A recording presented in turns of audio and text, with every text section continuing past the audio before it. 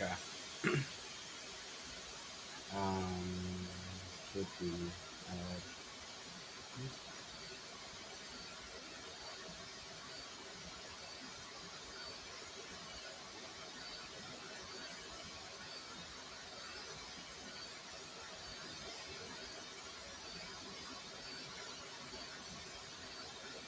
okay.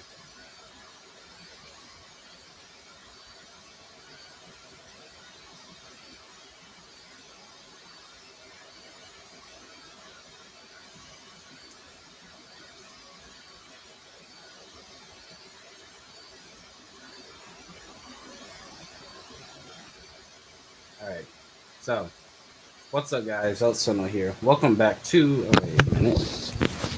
I think. Yeah, there we go. What's up, guys? Elsono here. Welcome back to another video. In today's video, we are going to attempt to do what I tried to do in the last stream, but this time we are going to actually do it. This time we won't run out of water in the boiler this time, and we're going to ascend Sherman Hill again. We're taking a 53 car long train, or not, I'm sorry, not 53, 51 cars. We're taking 51 cars up the hill, and we're going to go to Laramie, and then after that, we're going to go on Donner Pass. And after that, we'll end the stream there. So, let's go ahead and get started. Get my lights and stuff on, get my brakes off, get the train coupled up and assembled, and we'll head out. But, other than that, yeah, so I'm going to do that, answer questions, and, yeah, that's about it. So we're gonna go ahead and get everything set up, and we're gonna get ready to head up the grade.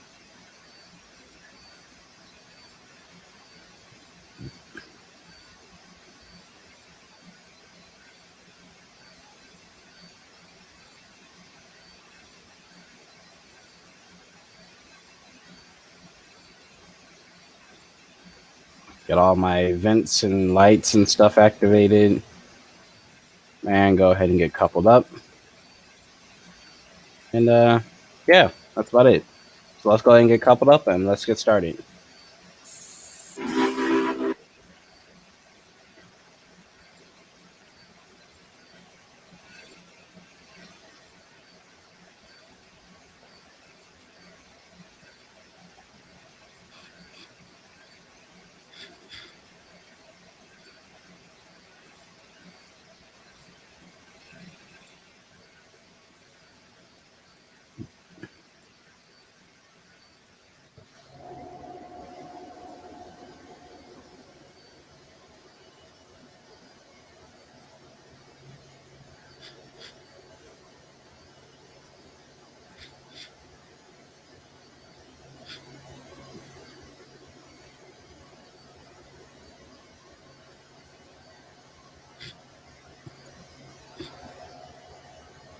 Just backing up, couple up, and I'm gonna couple up to the cars and head out.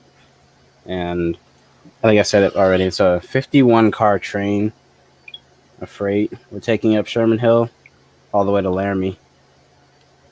So yeah,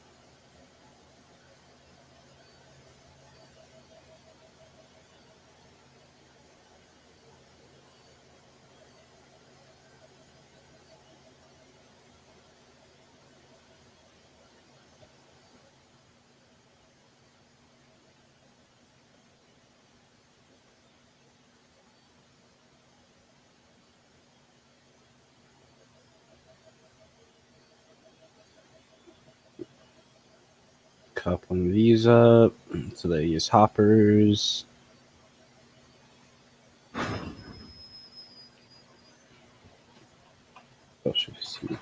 There we go.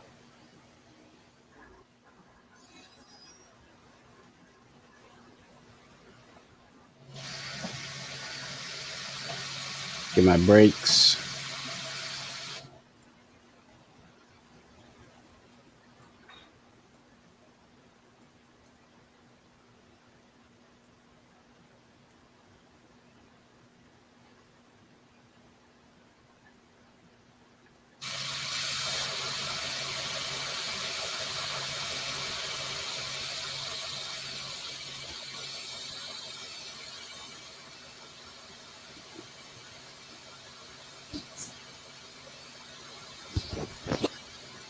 All right, so we're gonna let the brakes charge, and after that, we're gonna get on the road. Just got to get my switches all lined up, and then we'll head out onto the main line. And as usual, like I said before in the last stream, line 3 is the one that we mostly use because because I won't stall on that line. If I go on the line 1 or 2, I'm gonna end up stalling, and we don't want that. We want to get to Laramie. We don't want to stall before we do get there because we want to be able to get the train to there. Yeah, I'm gonna put on forward, get the brakes off, get the bell on. Same for the sand.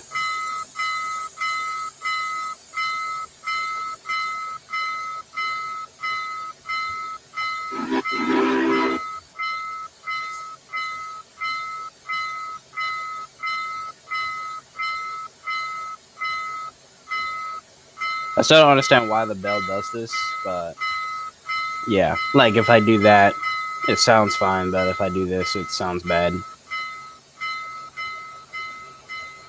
Don't know why, but oh well.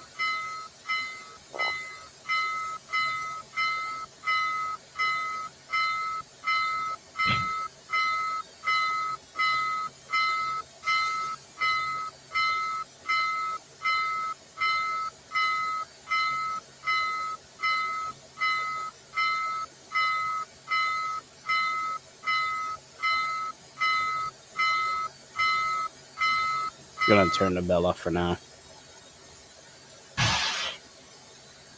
I'm taking up the slack, getting the cylinder cocks open so that we get that extra moisture out.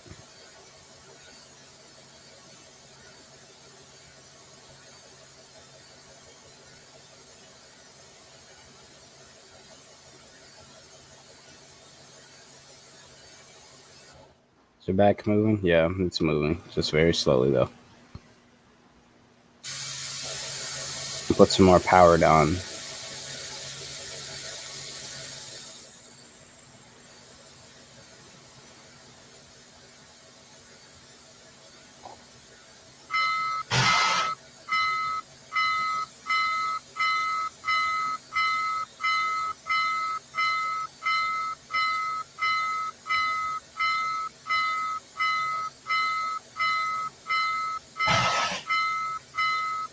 And turn the cylinder cocks off and close them so we can build up some more power.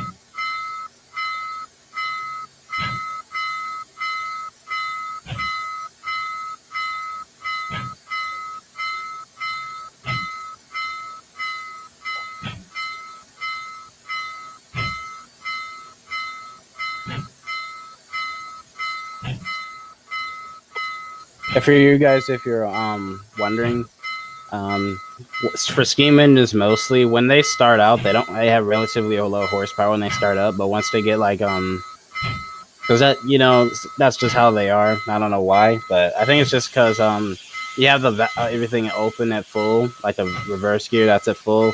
Because once the stroke is shortened, it builds more horsepower as you accelerate. So we're building up horsepower now, but yeah, steam engines have relatively low horsepower when starting, but they're still powerful nonetheless. So building up that horsepower, building up traction, and we'll be out of the yard relatively soon. We'll be out of the yard soon. Just building up that horsepower.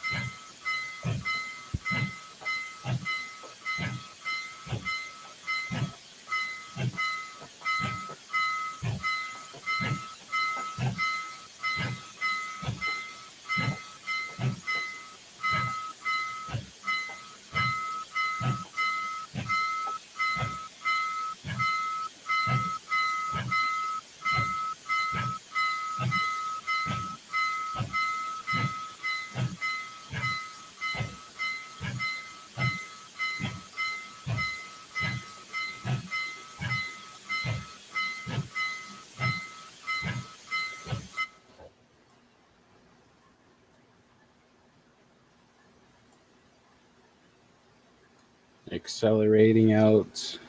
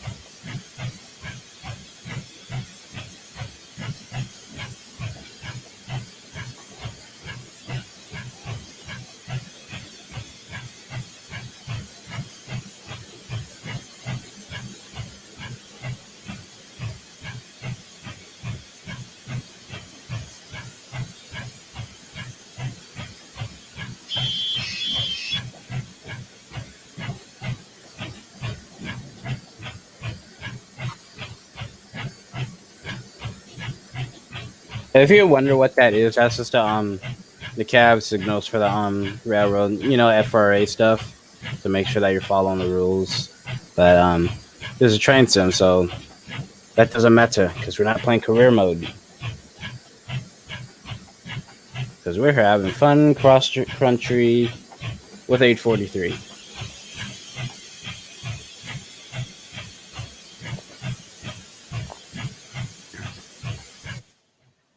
We're leaving the yard. We're almost out, or at least we're out of the yard, but the train's still leaving.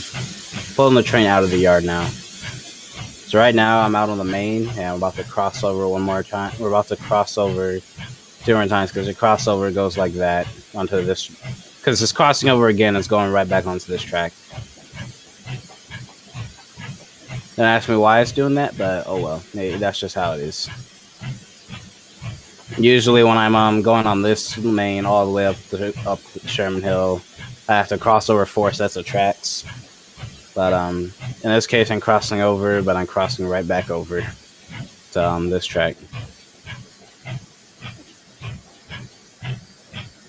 And plus, it's cool to see the snake switch action. The snake-like switch action. That's always cool.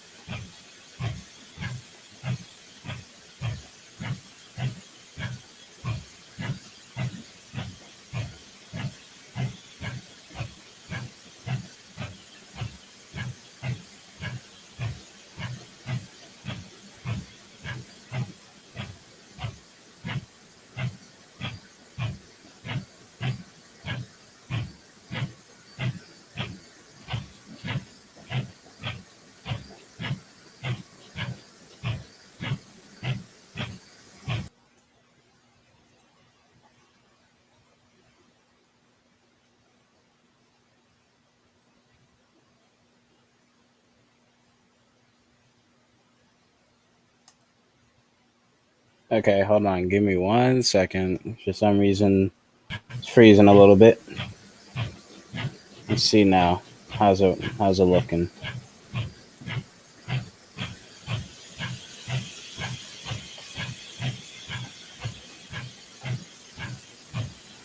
Okay, let me try something out. Let me try this.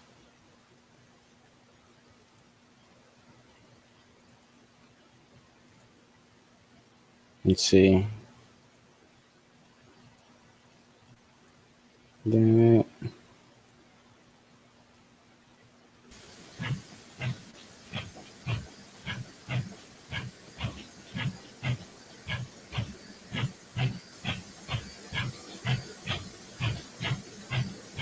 There we go.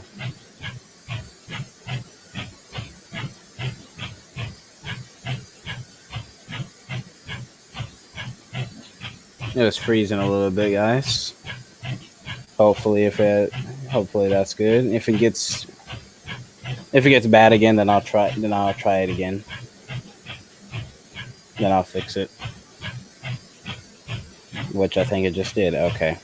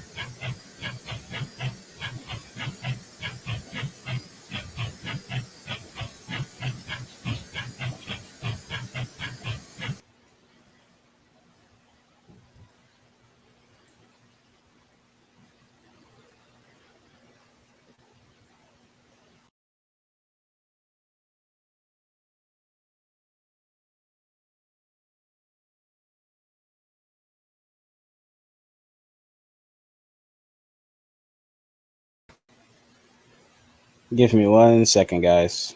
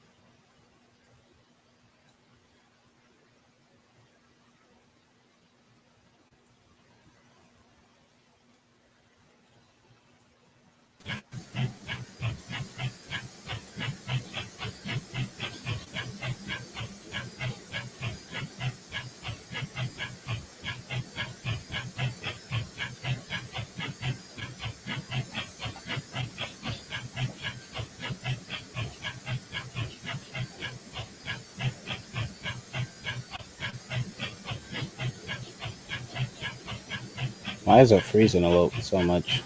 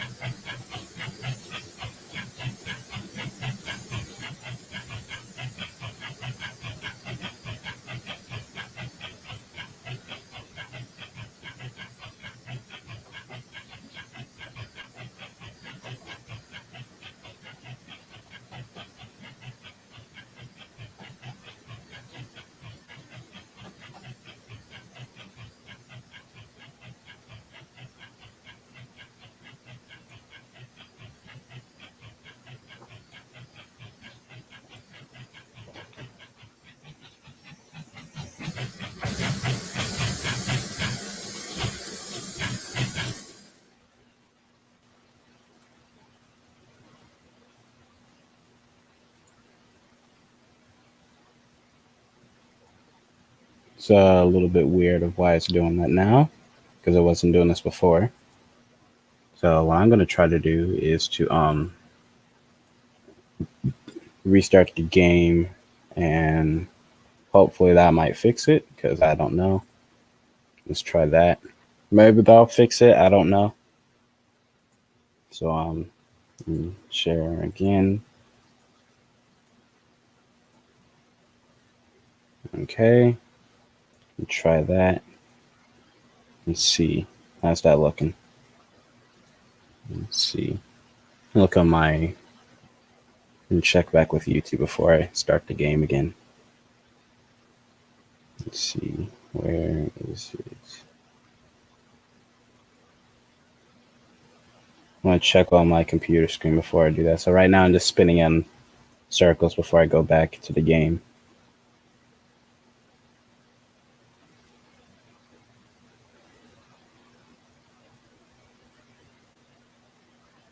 Okay, yeah, my computer's freezing or having some issues. So what I don't really know what to do for that. I don't know what I should do.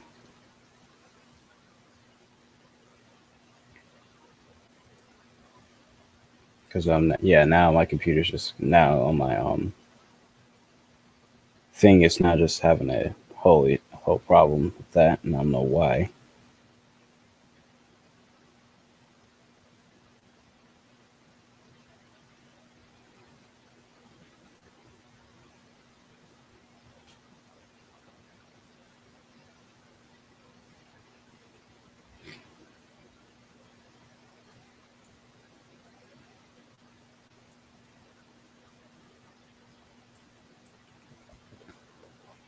Let's see.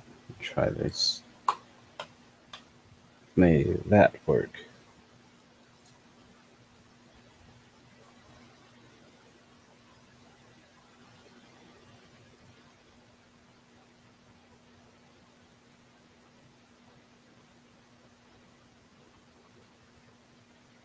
Okay. Hopefully that won't fixes it.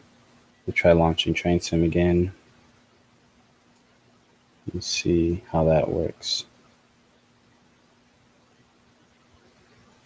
Let's stop sharing for a second.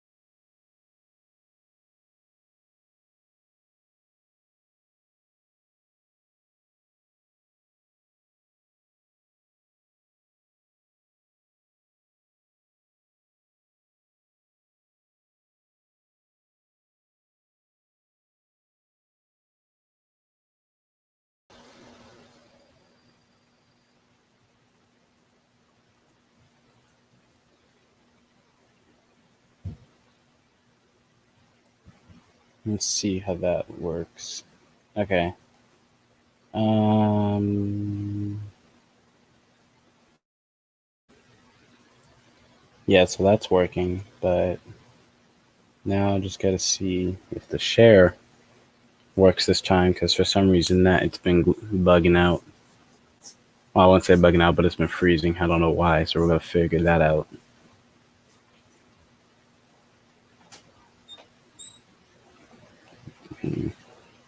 Huh?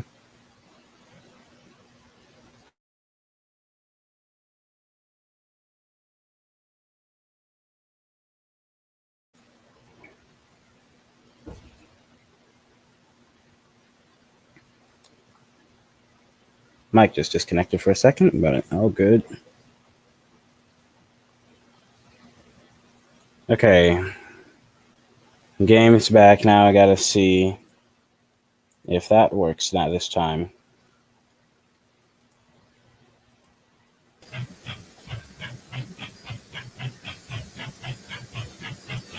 Cause on my end from StreamYard's end it's working fine, but when I go to YouTube it starts to have problems.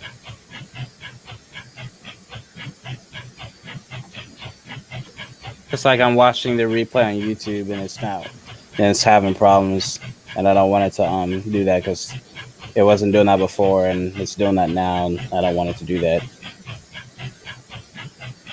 Yeah, so like now it's freezing.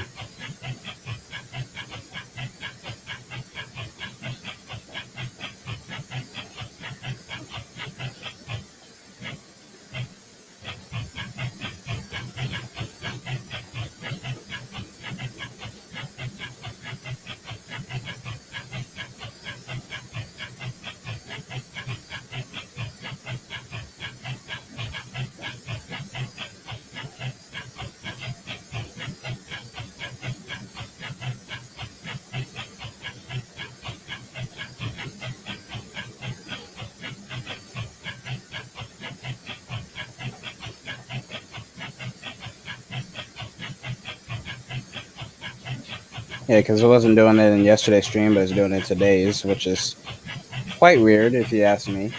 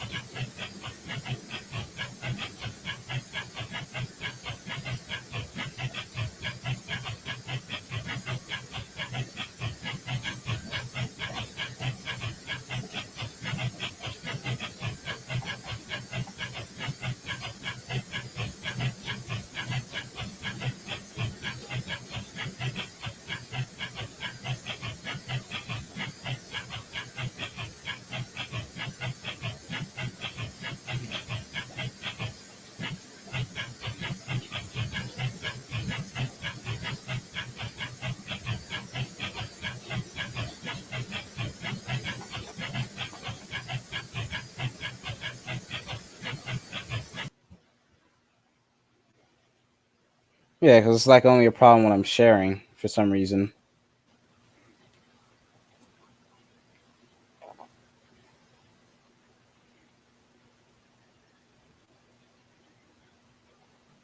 Which is pretty weird. I don't know why it's doing that now.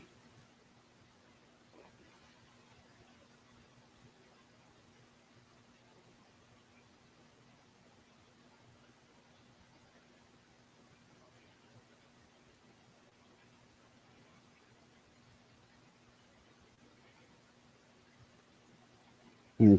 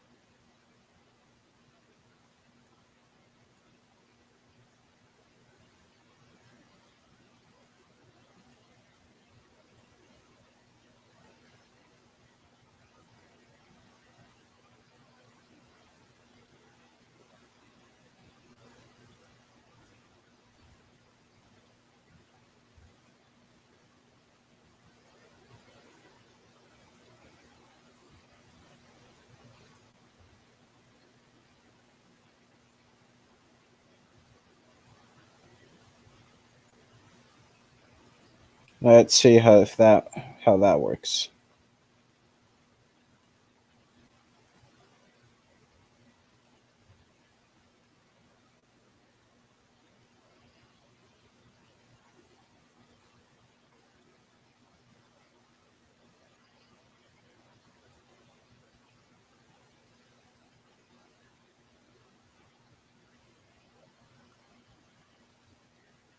It's better, but it's not as great. But I'll keep an eye on it because that's a little bit weird. It's never done that before. It didn't do that in the test streams I done, and it didn't do that yesterday. Well, not yesterday, but the day I did my the first time I did the stream. I think it was Sunday when I did that stream. But either way, still a little weird. I don't know why it's doing that now out of all times.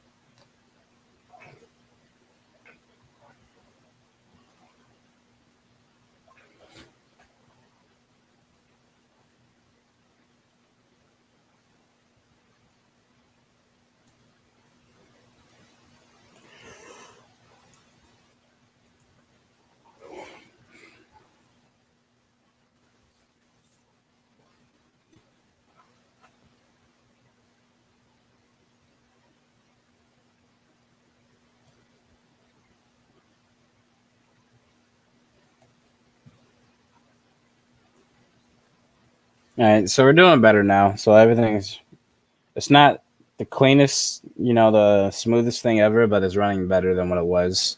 So that's good. But yeah. So we're doing 28 miles an hour with 50 cars behind us. Not bad. Getting everything delivered.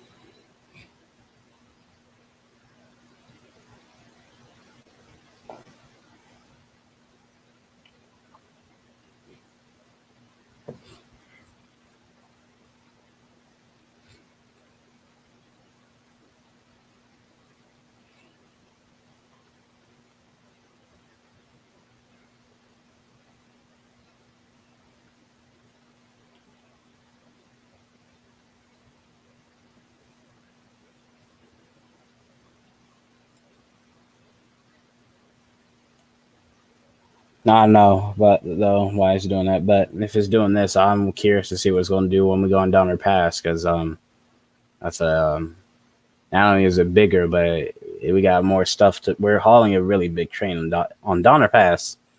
On that route, we are going to be using diesels, but we're not only that, we're going to be hauling a really, really, really big train. So I'm curious to see how well this is going to hold up, but we'll see. If not, then we'll just I might do it another stream. But I just hope I won't struggle as bad on the Donner Pass as it is right now. For some reason, don't know why my computer's having a seizure. I'm tempted to restart the stream or restart the game or my computer, but I don't want to do that. I don't want to have to do all that, but if I have to, then I will. Or if I might just call it at that. But I don't know. I don't really want to have to do all of that though.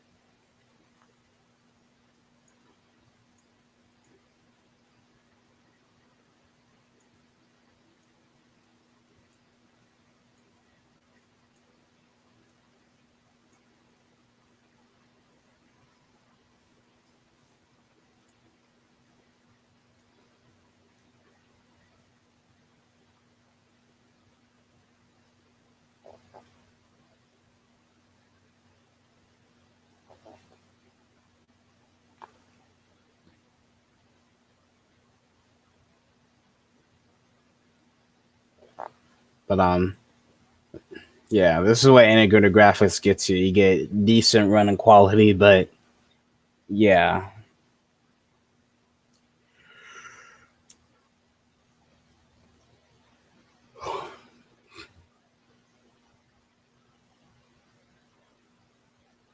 But hey, one thing I can say, at least it's not on my laptop because if this was my laptop, the game I wouldn't be able to do any videos.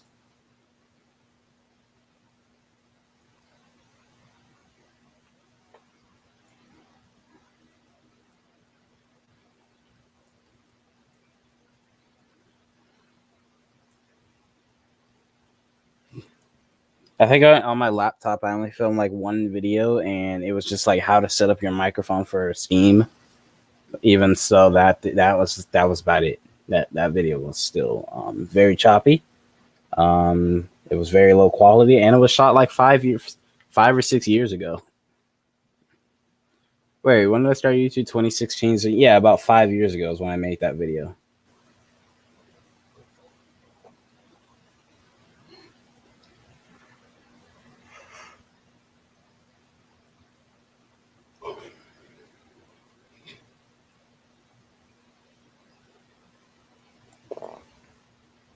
because like the game's running perfectly smooth and fine on like my end with like computer and just looking at it. But as soon as I look over towards my stream, for YouTube, even on StreamYard is running perfectly smooth. But as soon as I go over to YouTube, YouTube's having a whole aneurysm trying to trying to run. It didn't have this problem yesterday though, and yesterday was a longer stream. I don't know. This stream might be longer, but who knows? We'll see how that goes.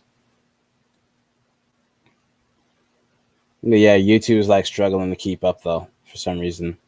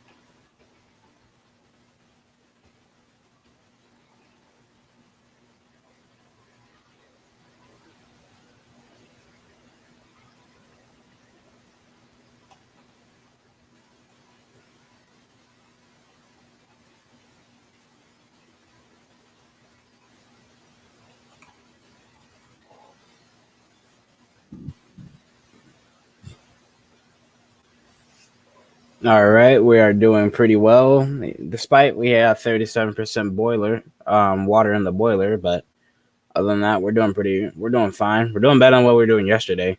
Yesterday, I think if we were at this point, we were like at 27, I believe, or a lot lower. I can't remember exactly, but we were way behind in terms of water.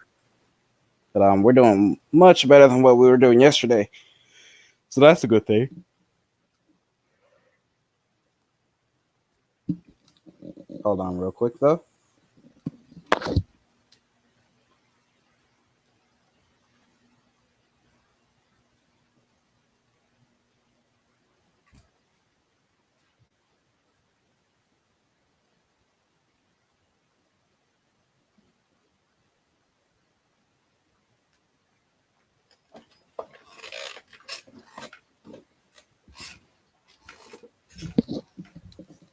All right, I am back.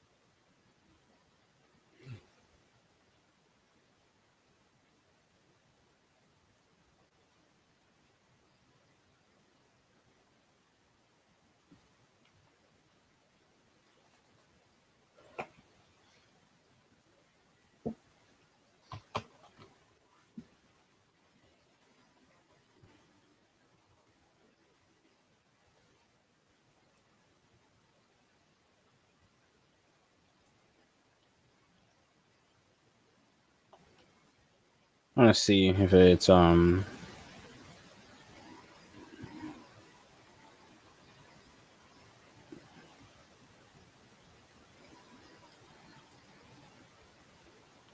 you can't really. I mean, you can, but it's not as good as obviously the real thing.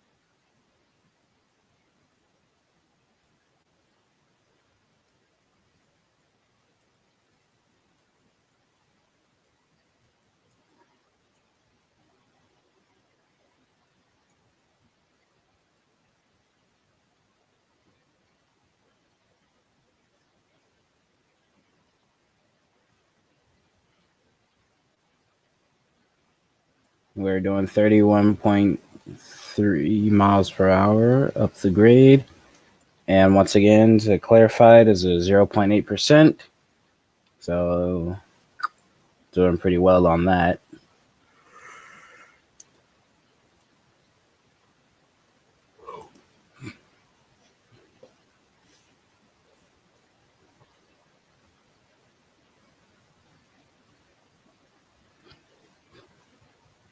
And if anyone's going to ask, yes, the steepest grade I have climbed was a 3.2%.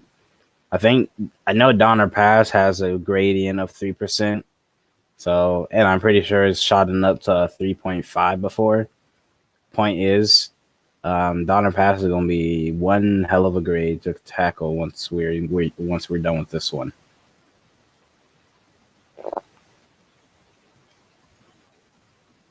Donner Pass has always been a challenge for me. That's why I don't really drive Steam on that route too often, unless it's just San Joaquin. But even if that, I still don't really drive Steam on there too often, mainly because Donner Pass has 2 to 3% grades, and that was Steam power. Yeah, Steam is powerful and all, but even with the big boy, I even have trouble with that. I was pulling the UP excursion by myself with the big boy, and I was even having trouble going at full throttle up that. Challenger too, even though the Challengers were flat runners, but still.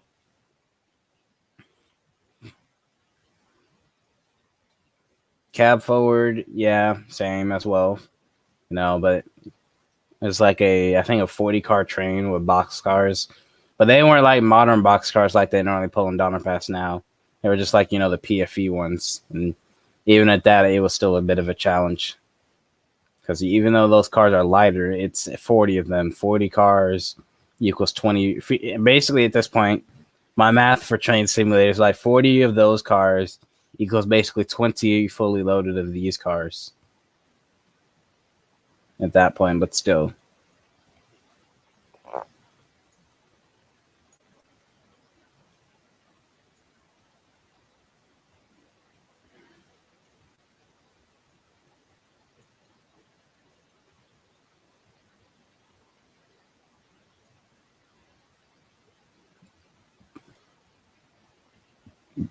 I still find that impressive of how this engine can pull all this much.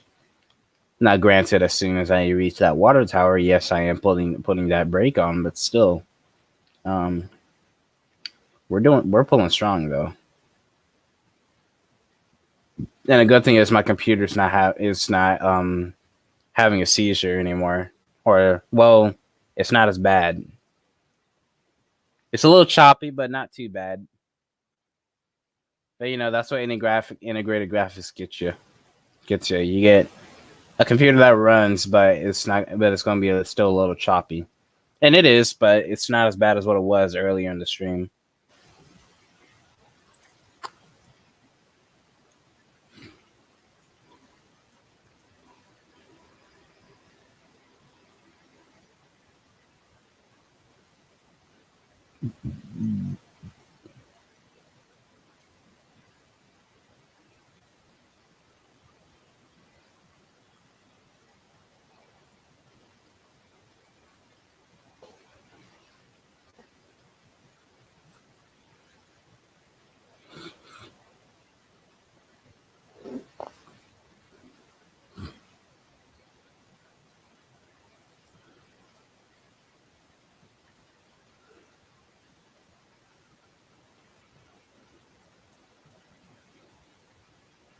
Every day I think of the odds. It's like, what if Mr. Beast came into my stream? That would be nice, but oh well. Unfortunate. I wish, but that's not the case.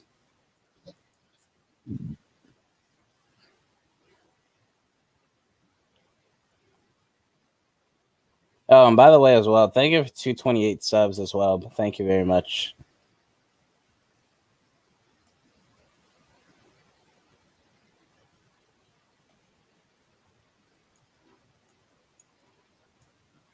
Um, one of my goals as well. Now, other than one of my goals, other than getting my challenger to run again, is it's just to finally reach 1,000 subs. I've been trying to get that, but you know how that go. No, but for me right now, it's just trying to figure out some ideas and stuff. Something interesting, entertaining, but also something that I want to do. Yes, you want to be unique, but not just you're the same old, same old. I don't want to play Fortnite and stuff like that. No, I want to do my own thing, but it's kind of hard. But you got to figure out something, your own little niche. Got to fill out a little gap that's missing, on the platform for YouTube.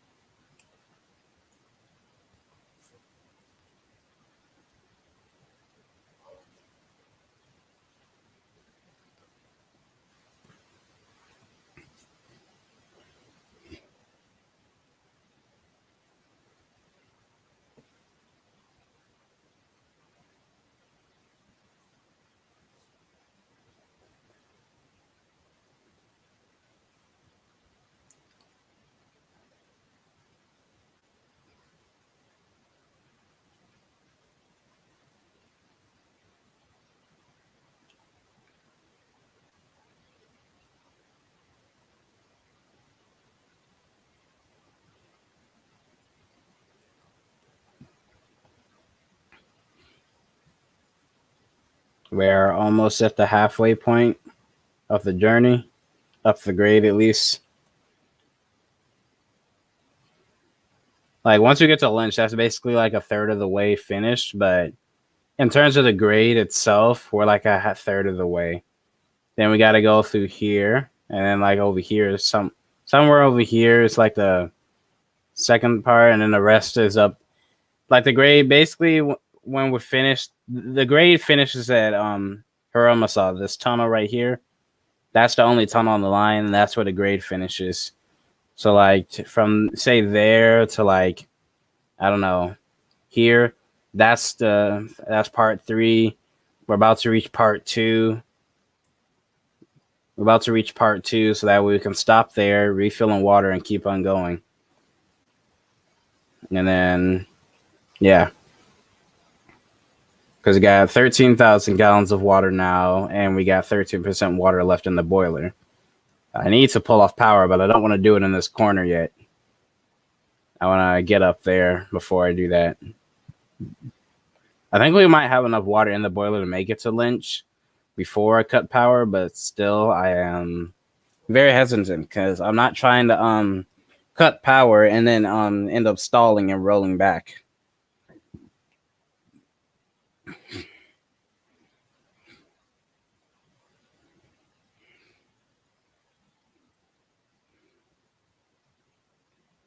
Because we're doing pretty well right now.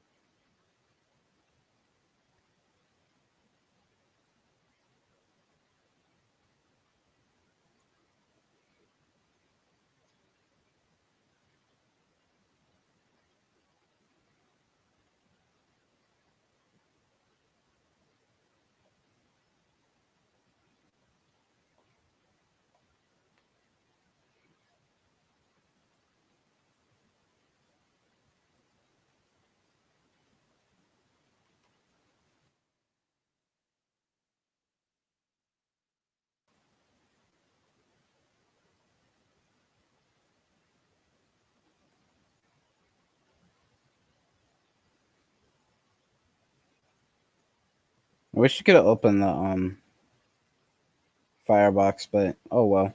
I mean, you can open the sand hole, which is what this little thing is, but I wish you could open the firebox itself. And that's what I thought this like little lever was for. Oh no, that's for the damper? I didn't know that. Wait, did I just close it?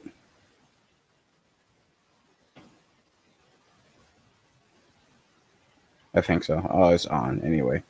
Oh well. Not gonna mess with that because I don't really know what that's for. Well, no, I know what the dampers are for. That's to let the amount of air into the firebox. But I'm just gonna leave that on because I thought that was for the firebox, but it was on anyway, so no big deal. Whistle. Don't mind if I do.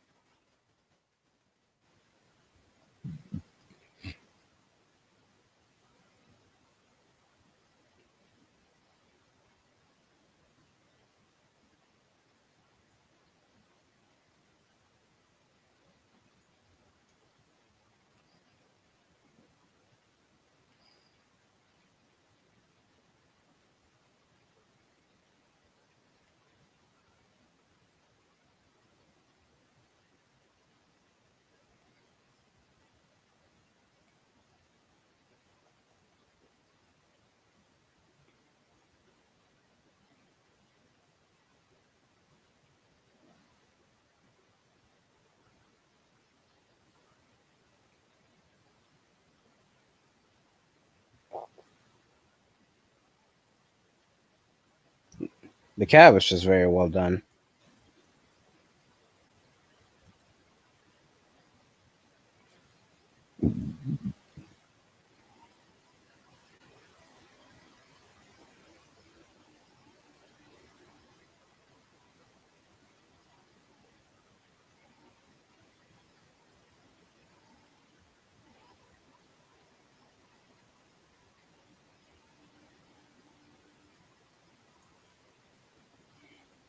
You know, it's a funny thing is that yes, I have 11% water in the boiler, and if this was real life, I would have blown up by now. Let's just be honest here, because if there was 11% water left in this boiler in real life from this engine, this firebox would have melted and burnt and blown up by now.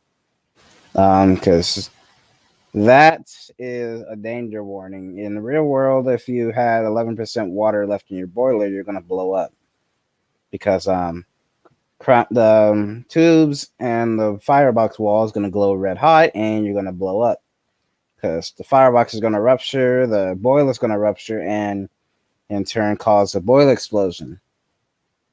Well, thankfully in Trans Simulator, all that happens is just that this goes down, brakes go on, and we sit until we build up more water and pressure, and in turn steam.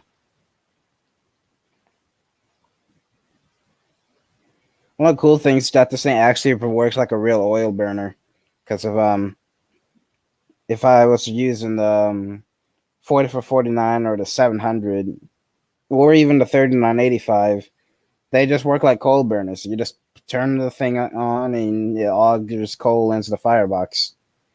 Even though on those engines, those are oil burners.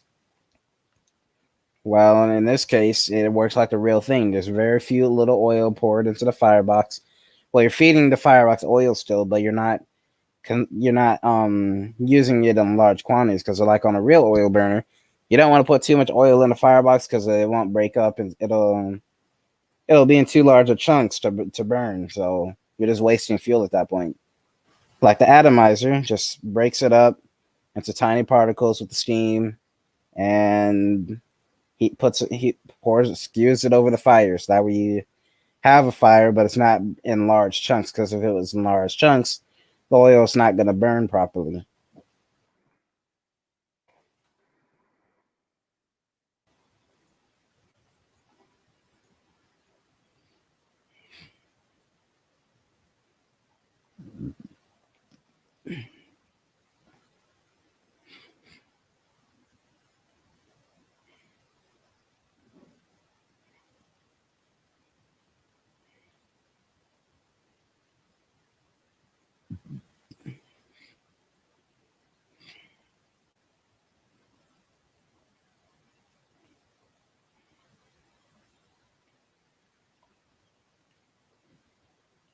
So like we're almost there, but once we do get here, I'm gonna be sitting here for a minute though to refuel, because if I don't, then I'm gonna stall later on down the road.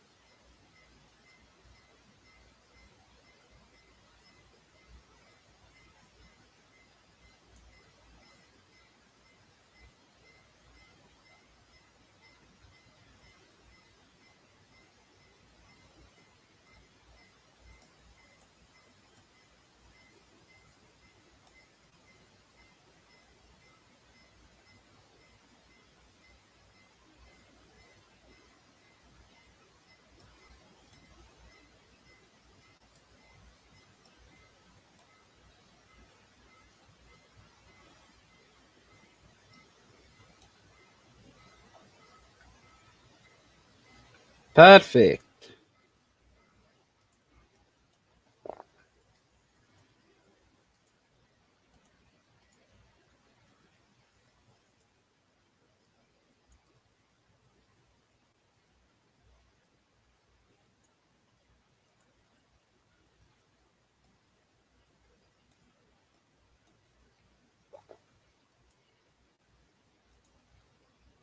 Right in the right spot. Now just gonna fill up and let the boiler charge, and we'll get going again.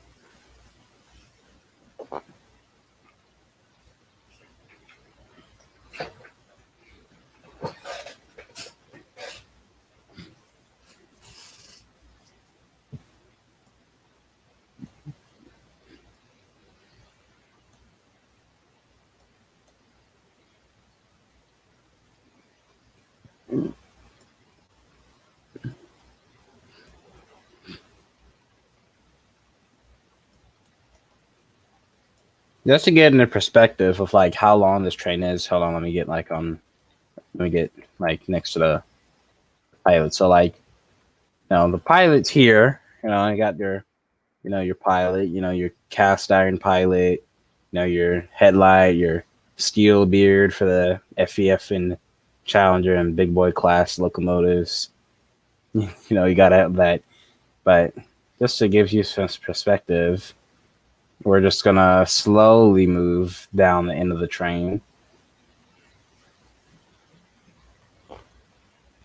A 51 car train. 51 cars is not the shortest thing, but it's not the longest or the shortest. But in terms of a freight train pulled by a single locomotive, that's a lot. I mean, the big boys and stuff, we're pulling trains up to 70 to 150 cars long, and 5.5 mile long trains pulled by the 4,000 class of locomotives. So I mean, you know how that go. So it's a very long and a very heavy train.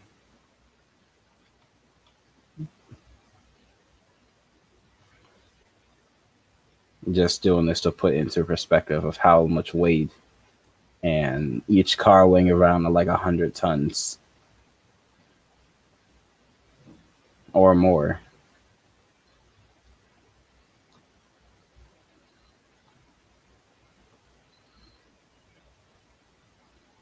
Auto racks and stuff.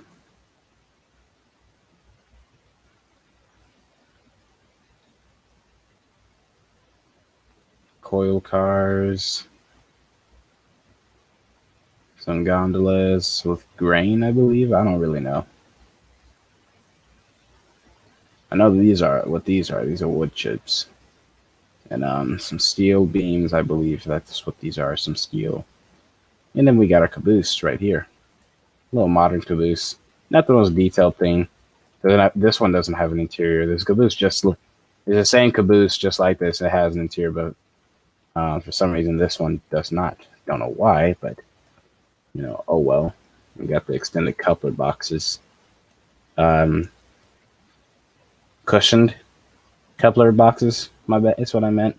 But yeah, got your cushion couplers. You can see the like little cushioning on the draft gearbox for the coupler. And then we're back up here.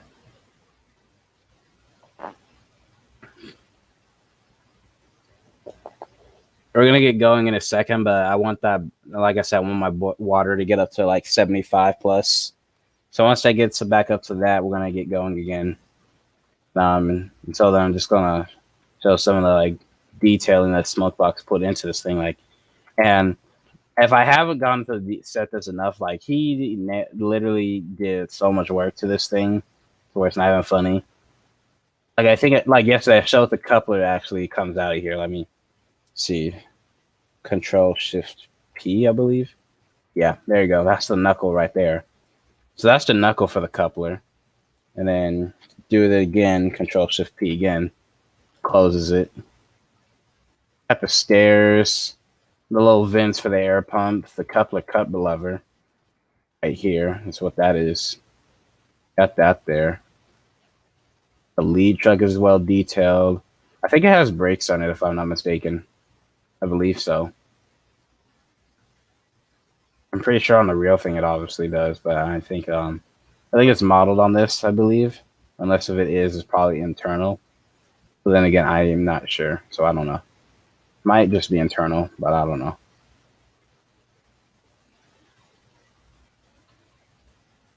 Underneath this thing is also pretty cool. You got the brake rigging and stuff all modeled. Even just the underneath is well detailed. And this is a part you don't really see too much of either. Even the tender has some pretty good under detail.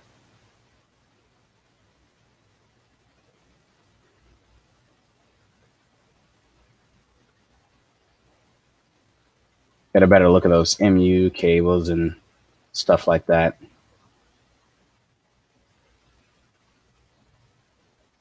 Wheels all nicely rendered. Couplers also very well rendered as well. Look at that knuckle on the coupler. These are where the marker lights on the real thing would have sat if they were modeled in here. Just like the real 4014 and the real engines, they don't have them anymore. If they did have them still, this is where they would sit. You know, emergency light, the Mars light was on this. Backup light, a little thing for the water to see how many gallons are in it. And then these open up. I'm not going to open them up now because it's going to be a pain to get them closed. Sometimes they don't close properly. Yeah. Hello to whoever's in the chat if you're still here or here at all. You also got your signage here. You know, the class designation, the driver size, the cylinder size. And I think this is the tonnage of how much it weighs, I believe, 266. I'm guessing that's how much the locomotive weighs. And that's how I'm guessing that's what that is. Also, unlike most people, he actually modeled the drawbar as well. So these two bars right here, that's the drawbar, and he actually modeled that pretty well. I also modeled the pipes for the locomotive and the tender for water. Now, it's not even, but you know, that can be forgiven. I can respect that because you know it's kind of hard to make those even. Even just a trailing truck and the brake detailing on it as well. And then the fact that all the brake rigging actually moves. The brakes here move. It actually has sand coming out from underneath, from the sand pipes to pour right in front of the drivers. That's also pretty cool. And then just a valve gear modeled very well. Your reverse gear, your Nathan lubricators that automatically lubricate as you run. And then he even put an oil detailing on the pistons and stuff on the rods. Crosshead for the main rod. He even shows the points and stuff. The ground lights, that's also pretty nicely rendered. And yeah, even the top is also very well done.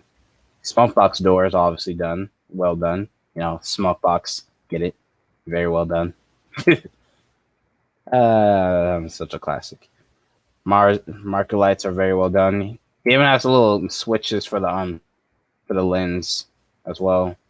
If you manually did it from the switches up on the Mars marker lights themselves, those are well modeled. Bell also moves. Headlight is very bright and detailed, as I've shown before. Feed water heater, very well done. Piping. Even the Union Pacific 3-chime whistle is also very well done.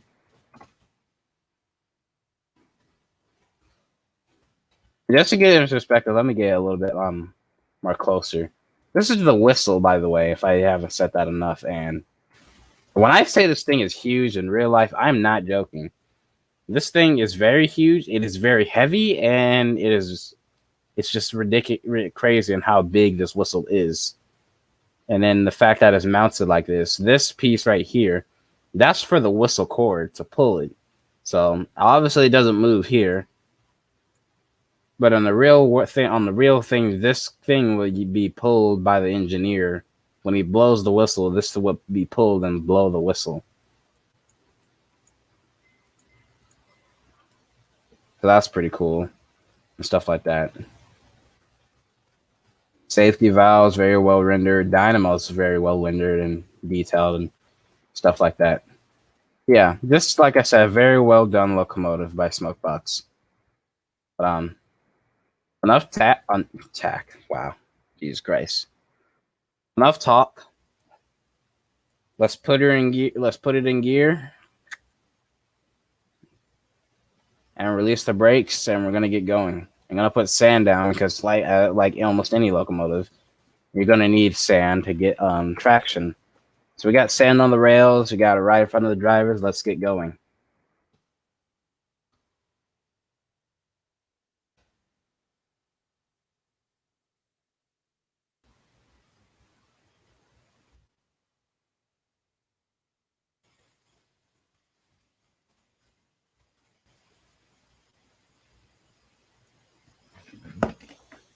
And my headset sound just cut out for a second. All right, well, it's back, but still.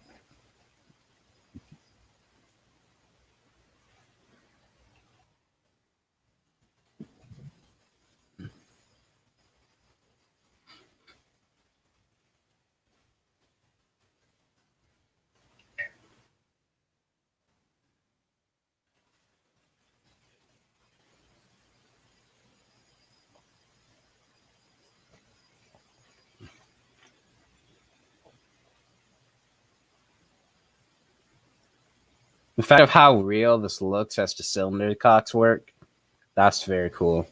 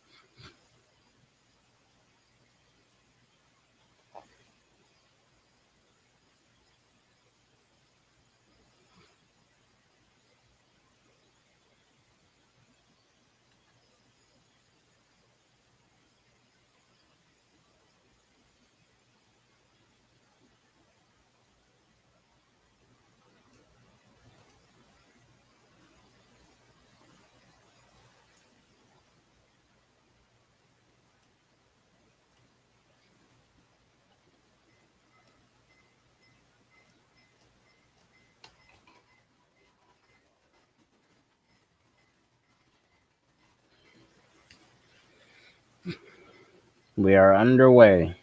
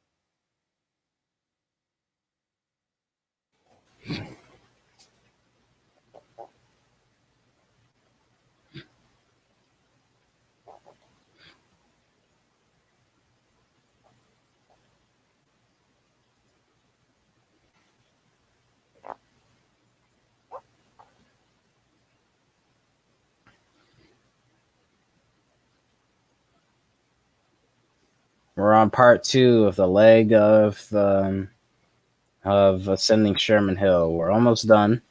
Like 2/3 of the way through the grade.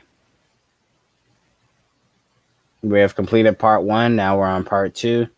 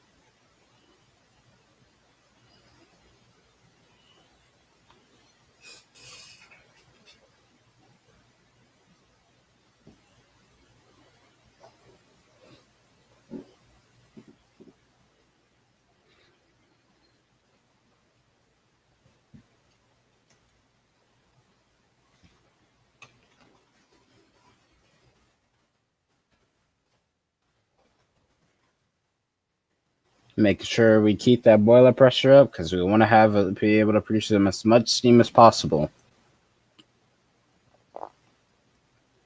Also building speed and strength back up.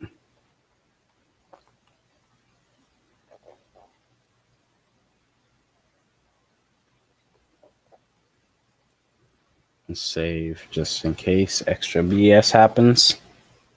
You never know what can happen.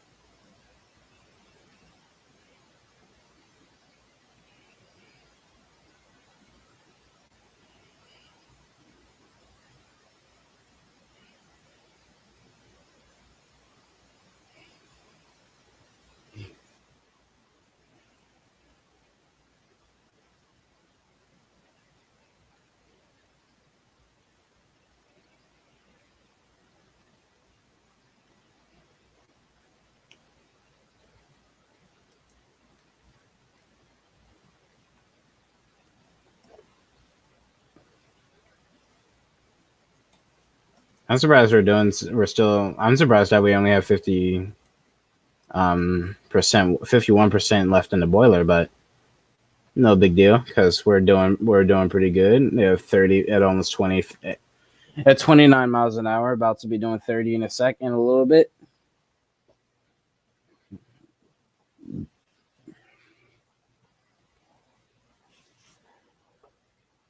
And again, sorry for not talking much. A little slow today. It's a little bit of a slow stream, but it's whatever. No big deal.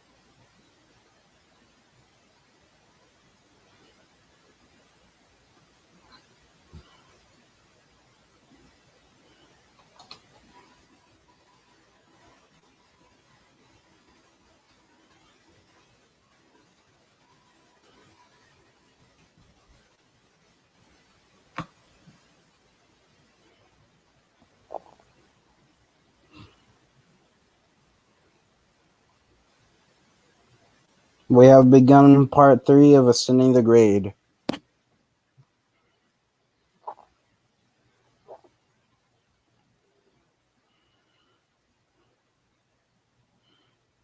As we make our way around this corner, we will be ascending and heading up to Haromasa, and then after that, we'll be going downhill from there into Laramie.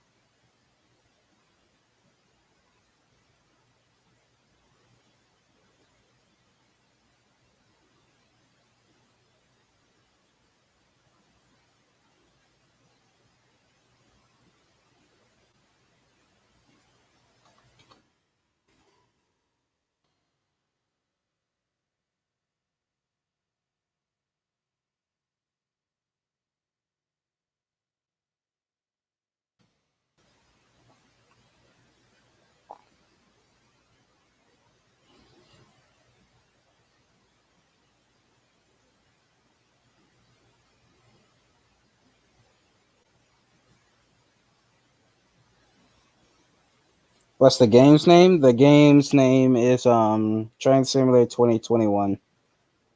And just climbing from Cheyenne to Laramie, so I'll just show where that was. So I'm here now, and then Cheyenne is over here. I started over here, and we are climbed all the way out of that, and we're going up to here. We're almost there, halfway, and we're like halfway up the grade right now. So we're doing some, where you get some speed right now, and yeah, that's about it. And then after that, we're gonna probably end up going on to Donner Pass after I reach Laramie with this. But yeah.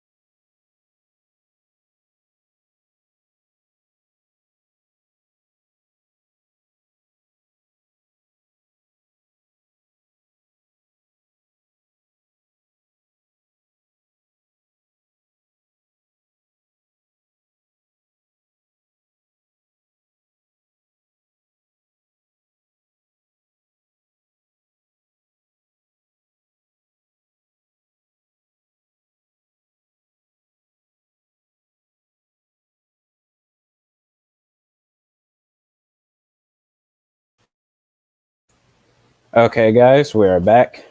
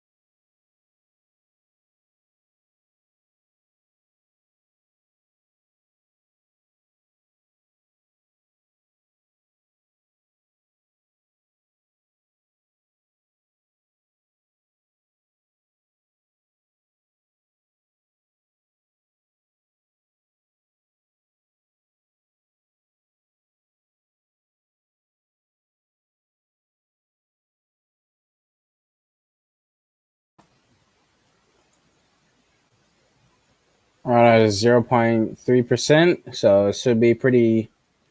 We should be picking up some more speed in a little bit. So let's see what happens there. We're doing 31 right now, so we should be picking up some speed to get up to about like 40 miles an hour, maybe. Because the 0.3%, if I'm not mistaken, runs all the way up to like about around this area. So we'll see how much speed we can get up to there. We should, like I said, we should be able to get up to about 40 miles an hour, maybe. Because, like I said, right now we're doing 40. Right now we're doing 32, so we should be able to get up to about 40 miles an hour, maybe.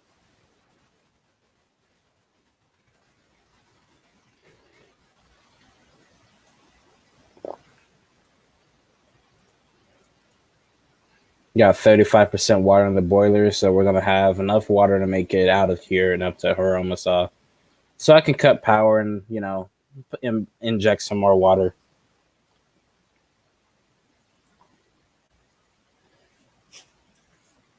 So yeah, we're doing pretty good and making good time as well, and hauling a heavy train while doing it.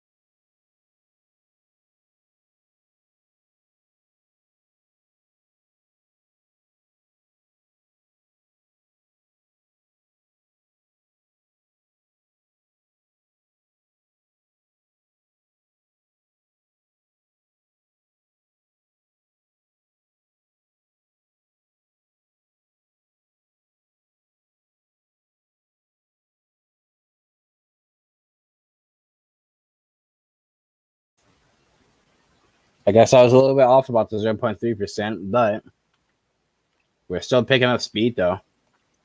I think we're doing 36 miles an hour. Yep.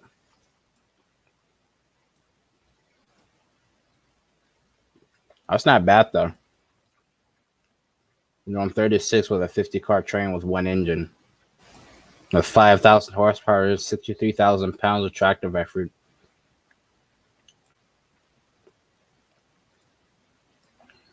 Not too bad.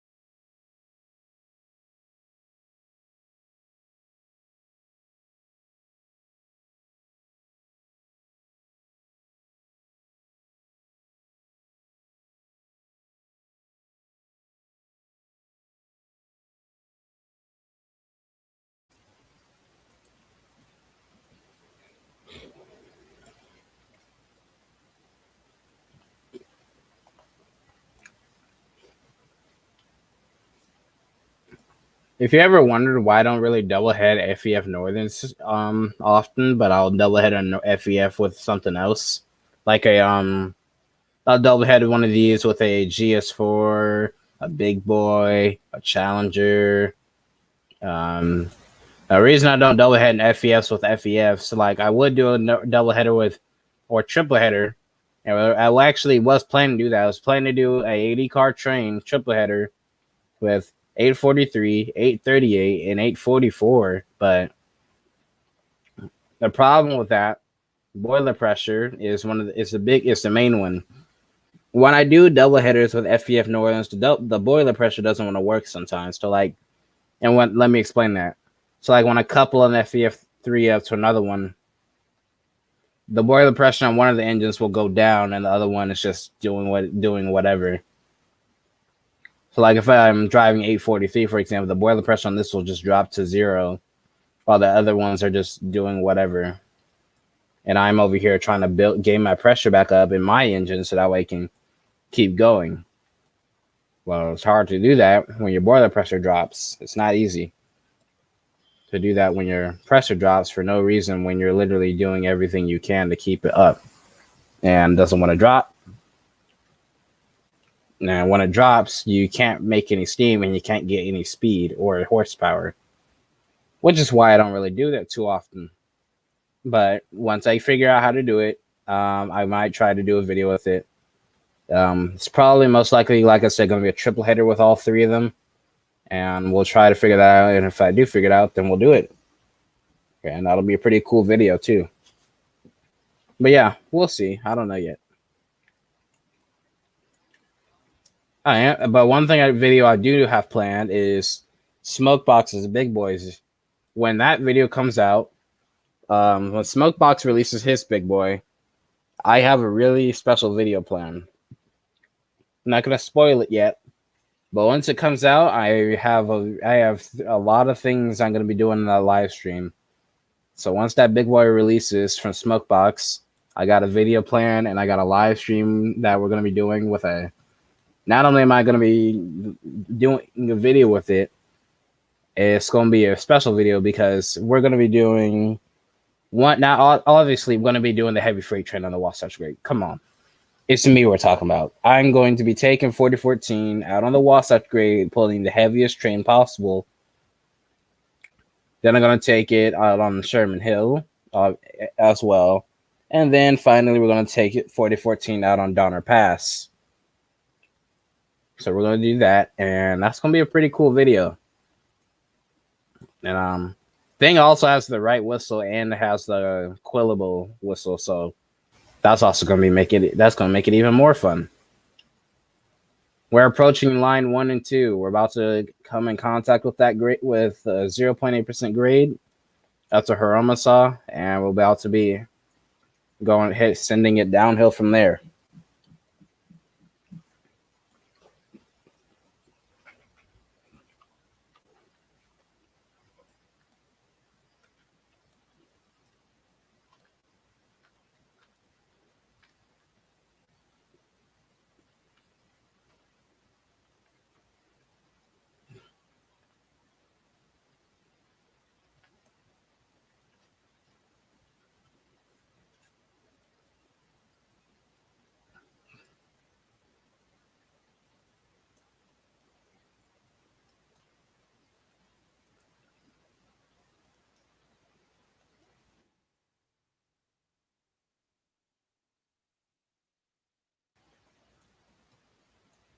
That's a cool thumbnail.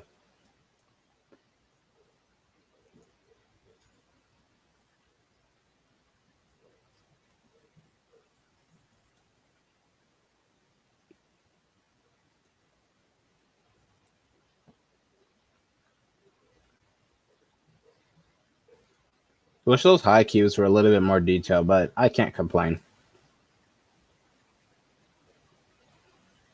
At least someone did some high cubes and that actually look pretty good with the rail box deliveries and stuff like that.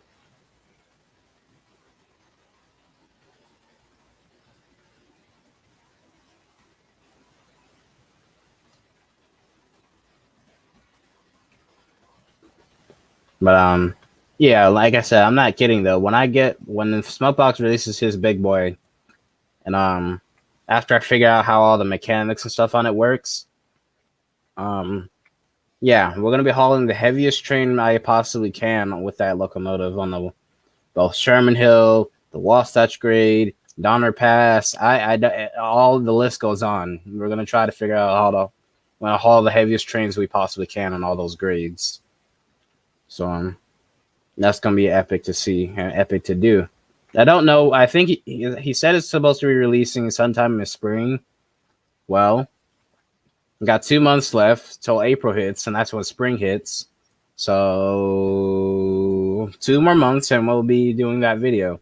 Unless he surprises us and releases it in next month or this month, that could also be a possibility. But I'm ready. I'm happy. I'm ready. Not to mention he's also going to do the 4019's special edition. And what I mean by that is a lot of people don't know this, but 4019, the UP Big Boy, it's a shame it's not around anymore. But that big boy was the only big boy to have smoke deflectors, just like how 4005 was the first one to be converted to oil.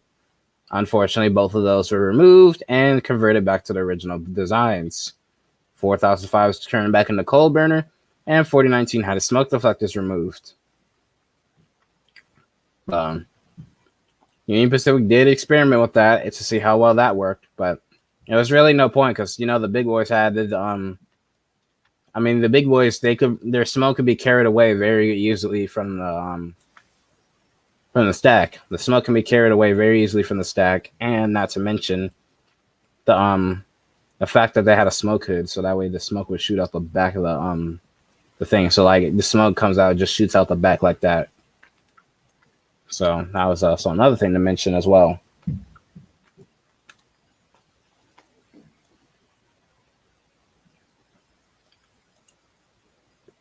Aroma Salt Tunnels.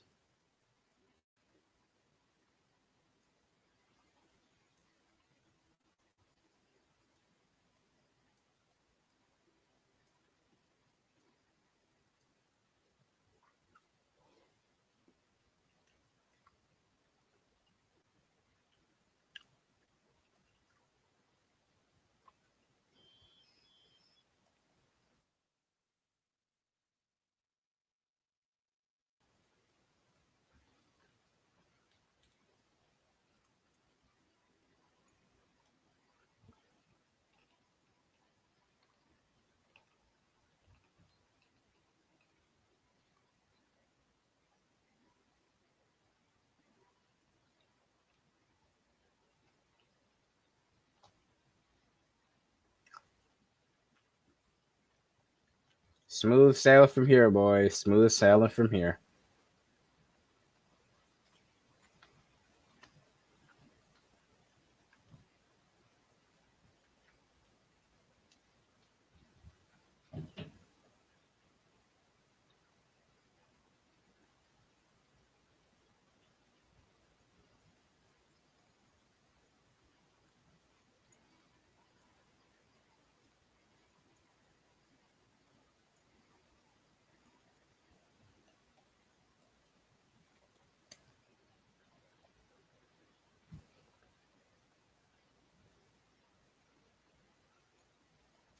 Another really cool picture.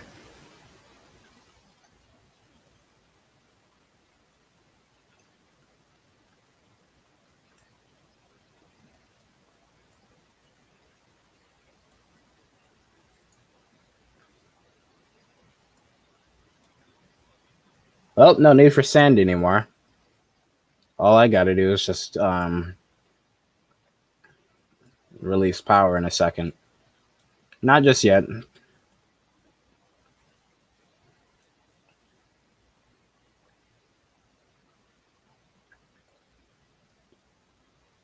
gonna cut backup power, but I'm not gonna completely release yet.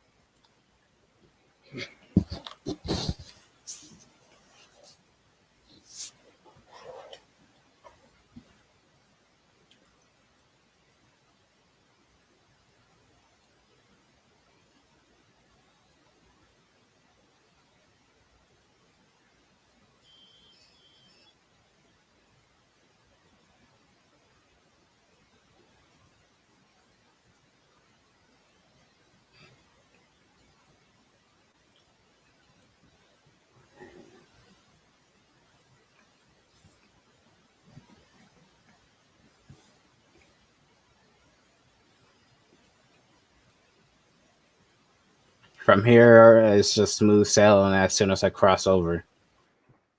'Cause, we got to cross over one more switch, and after we do that, it's just smooth sailing from here.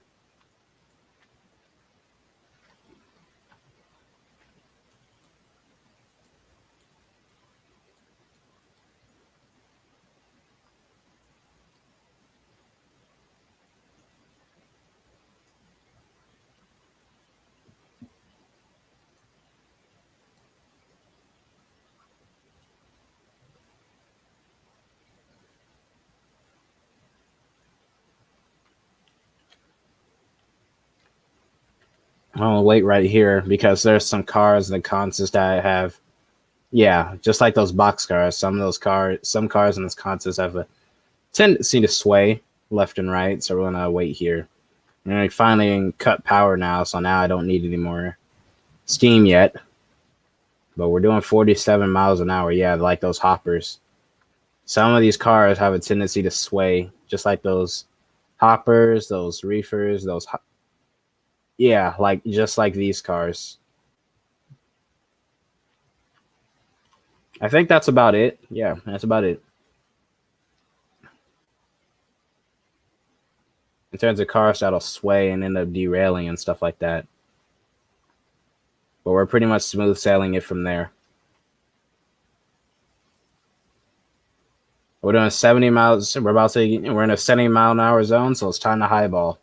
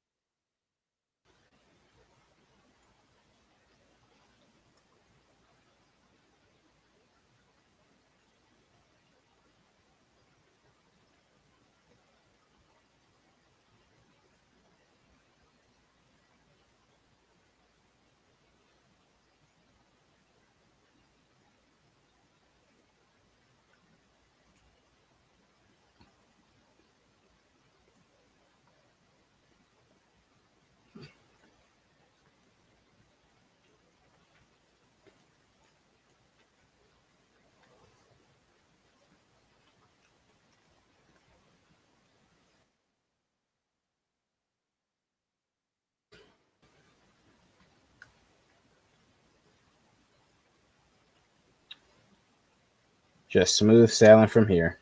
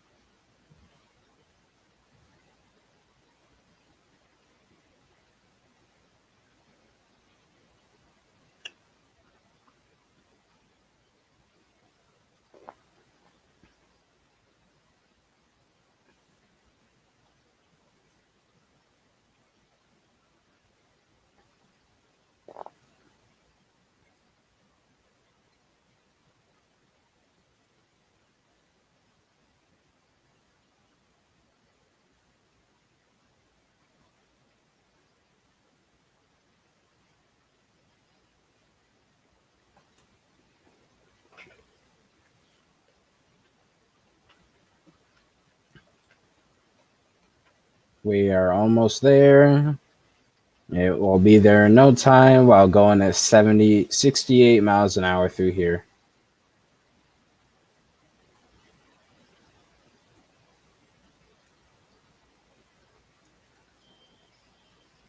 Screw the braking system.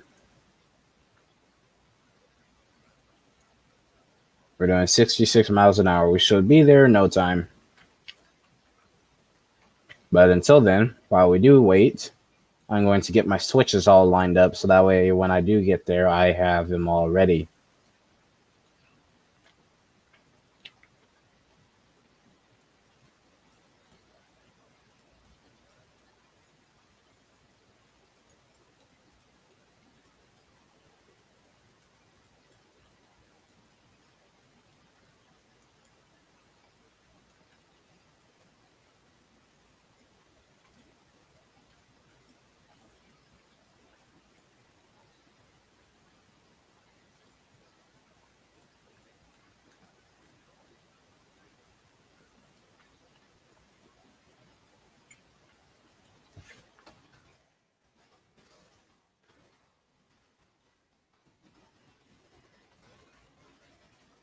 Oh, hey, Jaden, how you doing? You saw the video of the challenger while you were in gym. Yeah, yeah, that thing. The challenger, Jesus Christ, is a whole project that we don't talk about, but you pay $400 or something and you can't even get no customer service for it. But oh well. Nothing gets to sell that sold it to me.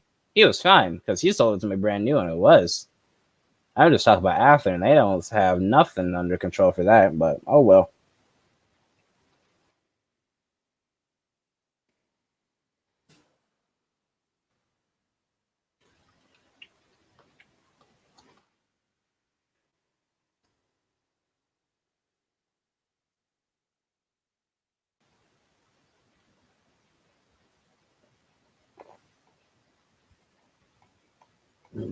I think we're doing 68 miles an hour right now. Yep.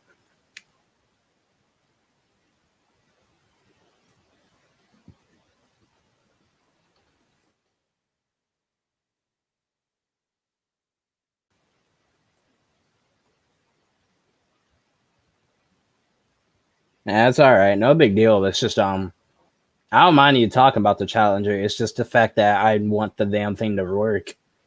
It's just can't do nothing about it yet, especially during this COVID mess. You can't really do too much either. But old well.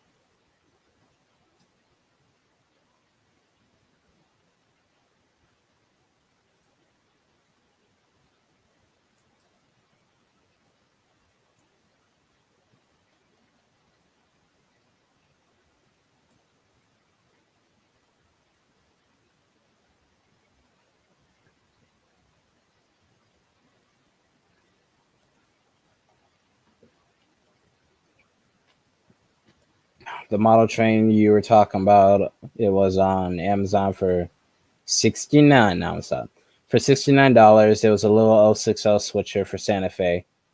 Okay, if it's in scale, then you should get that. Then I'm pretty sure you'll enjoy it when you get it. Yeah. One thing about 060s though, remember they can break pretty easily. Just be careful with it. And that's O scale, so yeah, not O scale, in scale, so yeah. But I'm pretty sure you'll be fine with it though. Some of them can break pretty easily, but I'm pretty sure that you'll be fine. As long as you buy it brand new, you should have no problems with it. It's an N scale, yeah. Like I said, you should be fine. Most of the HO ones are pretty fine. They can break pretty easily though if you are too rough with the drawbar, but you'll be fine. If the drawbar does break, I'm pretty sure you can just glue it back on, but oh well. You'll be fine though. I'm pretty sure it'll be alright.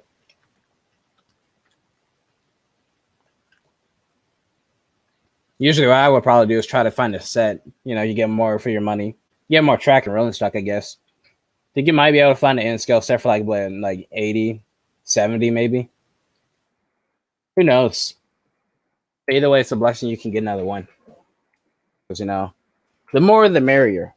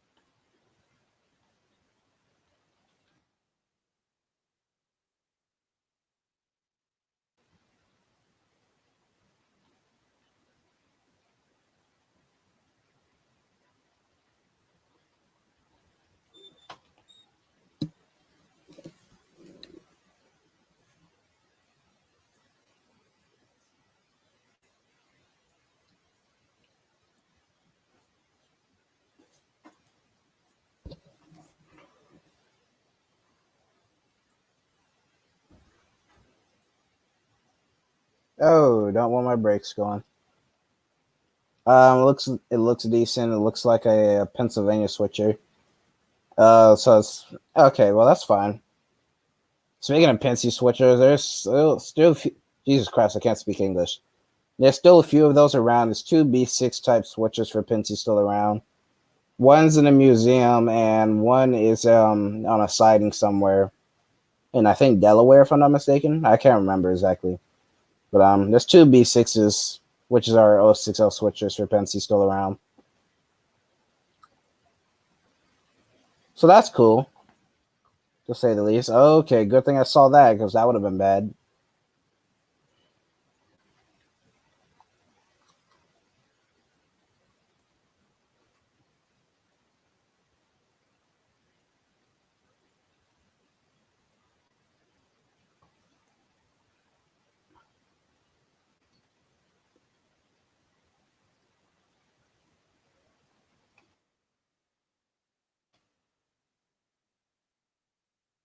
I'll go up here so we can get a really nice grade crossing. Okay, we went under the ground.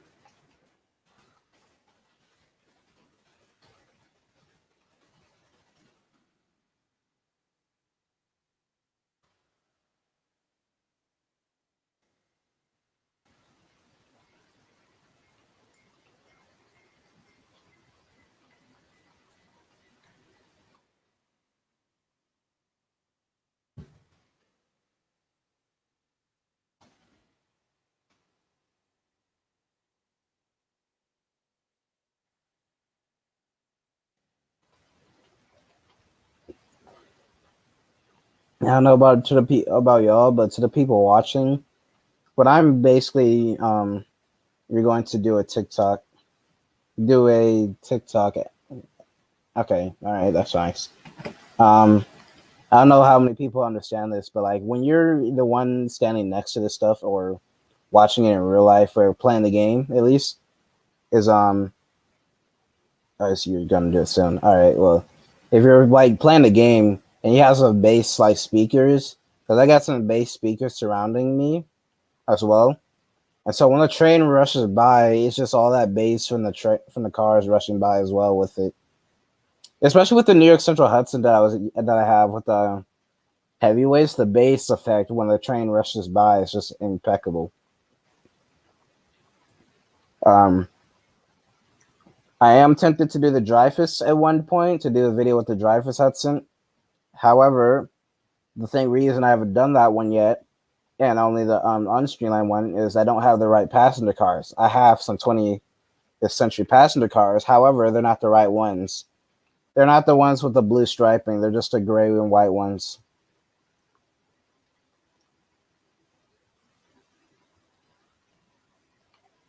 A person got hit by 844. Yeah, that's what. Yeah, a person did get hit by 844. I think it was in 2017, I believe. I can't remember exactly, but it was a lady standing too close to the rail, and 844 was going, I think, 60 miles an hour through that track, and the lady was standing too close to the rail, about like hold on, let me try to if my game will stop freezing for a second. Went under the ground. That's not what I wanted. Yeah, lady was standing like this close to the rail in real life. She was standing like right here. Got hit right on the pilot, and got killed. 2018, yeah. So yeah, that's she got hit by the 844 at 60 miles an hour in 2018, and yeah, that's how that happened. And that tells you that you need to stay out of the way. I don't know if you noticed, but when 4014 was restored, do you not understand how many times that they blocked the grade crossing just because people would not get out of the big boys' way? It's already bad enough. Someone got a lady got hit by a northern, and you're trying to get hit by the largest locomotive in the world that has very high horsepower and top speed. Yeah, I don't think you want to get hit by that.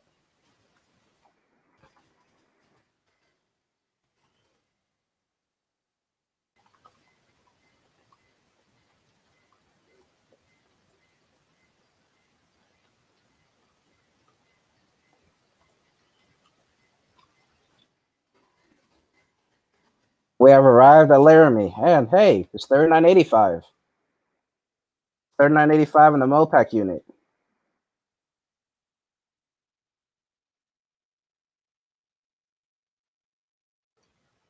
Take a picture of that.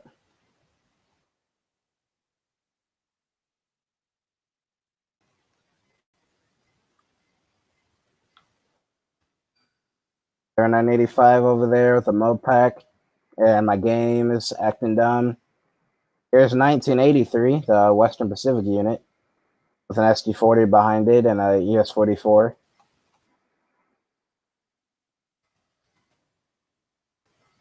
Trying to wait for 843 to get in the frame. There we go.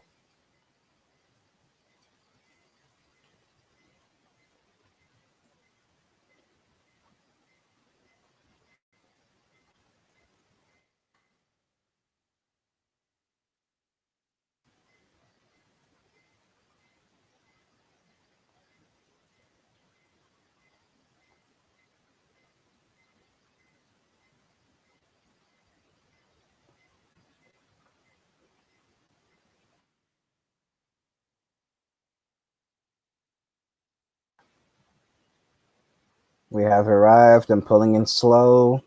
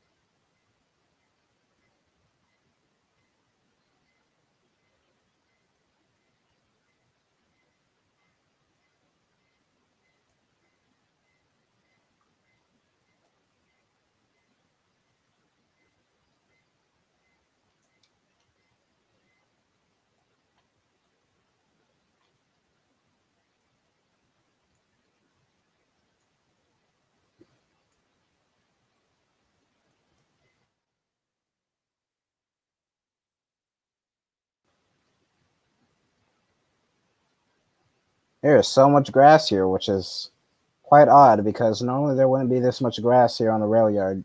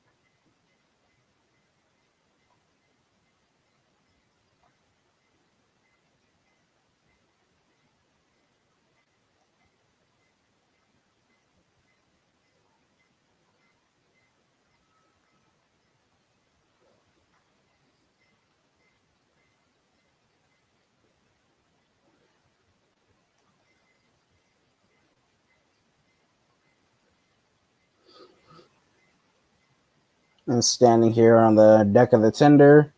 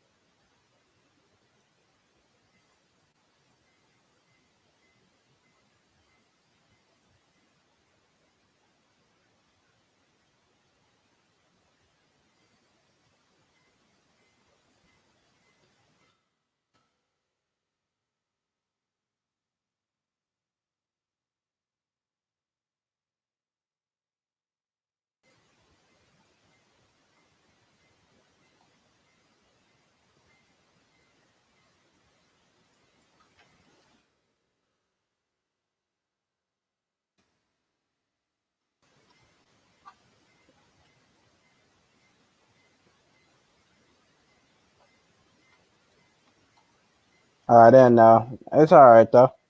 No big deal.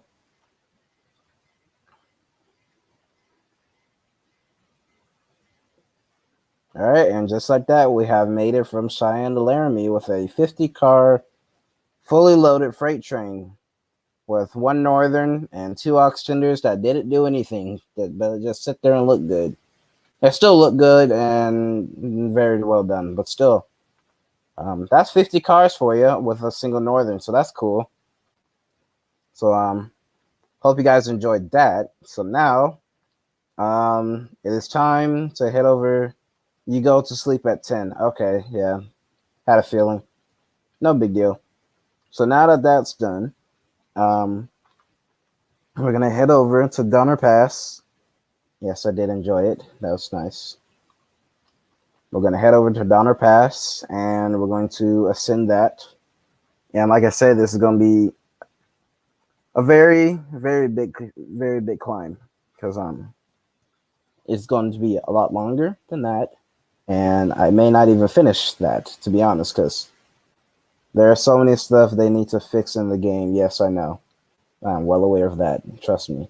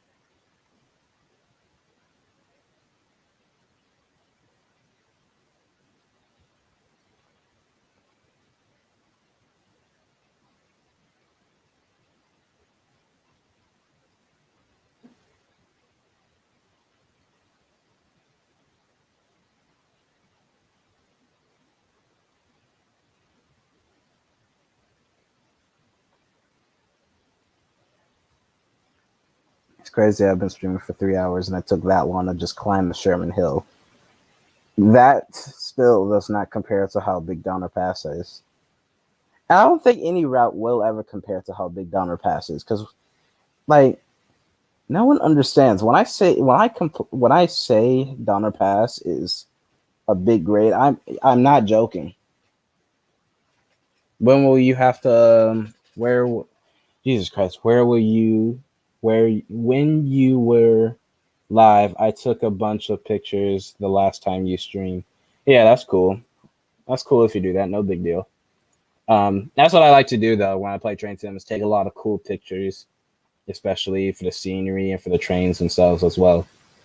Because all the stuff is pretty well, not really well detailed and stuff. So might as well take a pretty decent amount of pictures. And this one's gonna be a pretty cinematic as well because we're driving four F7s with SD40 T2s and C44-9Ws. The Dash 9s, they're going to be at the back, but you're going to see some SD40 T2s at the front and SD40 Dash 2s or SD40s or SD40Rs at the back. Is what Southern Pacific really named them, but in this game, it's an SD40 Dash 2, but in reality, it's an SD40R. Is what you would see them as.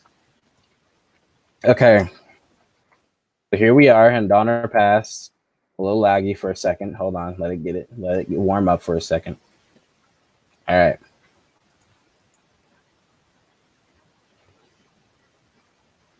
Come on. There we go. All right.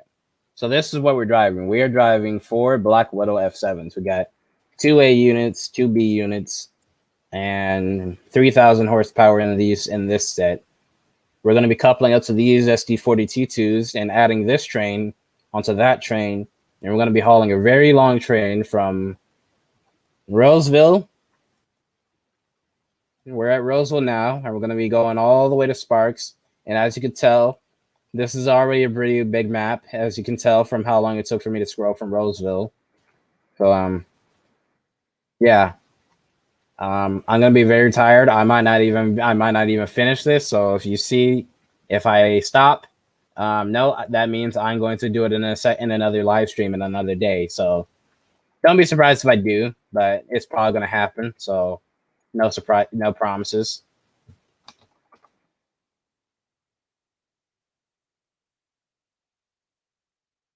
So yeah, I'll uncouple these.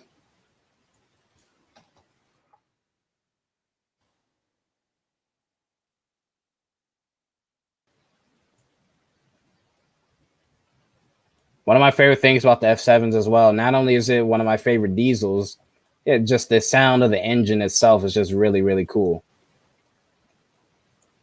And EMD, always knew how to make a diesel engine really cool. Because GE, yeah, you got all this cool electronics and stuff. That's cool and all, but EMD blows y'all out of the water in terms of style and looks and just really what a diesel locomotive looks like in general. EMD, Alco, and Baldwin. But for me, it's mostly EMD because EMD made my most favorite diesel locomotives of all time, other than the gas turbine. GE made the gas turbine, but that's a whole different category of good. But EMD knew how to make a diesel, in my opinion.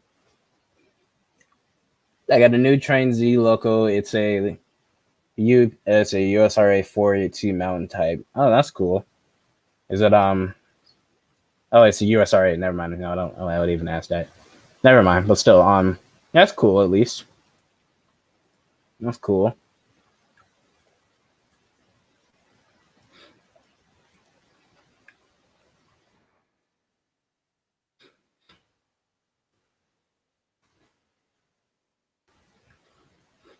If you're asking, this is not the full train. We're not finished yet. We're coupling onto those cars right there. And like I said, that is a very, very long train that we're going to be hauling. And when I'm saying it's long, I'm not kidding. We may need a DPU in the middle, but we got, I think, let's see, 4 plus 3, that's 7 plus 4 at the back. We have 11 engines on this train, and that is around. Let's see, the F7s. That in the F7 set, that's 3,000. That's 6,000 horsepower for the F7 set, plus those three SD40 T2s at the front. So that's 4,500. So that's 10,000 horsepower at the front. We have 10,500 horsepower at the head end, and around like 3,000 plus. We have 9,000 horsepower at the back, so we have in total 19,500 horsepower. I think that's how. I think a C44-9W produces 3,000 horsepower, if I'm not mistaken. But if I'm wrong, let me know. I'm pretty sure that's how much it produces because it's a GE locomotive. And most GE locomotives now have more horsepower than EMDs, and by today's standards at least. But back then, EMD didn't really come as big as EMD didn't really start declining until the 2000s when GE started kicking up. GE started making more powerful locomotives and more electronically controlled locomotives compared to EMD. It's more digital, not digital, more manual, I would say, or analog. It's kind of like driving a stick shift car for a diesel for an EMD locomotive from anything from the last century. Because it really didn't stop going from that way until the SG60. Because after the SG70 the first generation of SG70s is when it started to become more electronic. Also, keep up the good work. Thank you, Jaden. Appreciate it. Okay, I don't know if y'all see that down there, my little bar at the bottom. That's my train bar. That tells me how many locomotives I have, what my distance is, my train length as well, and what signals and speed limits are coming up. I don't want to know how many cars this train has. We're not even fully coupled up yet because I got to reverse still and couple up to the rest of those locomotives. When I say this train is long, I'm not kidding.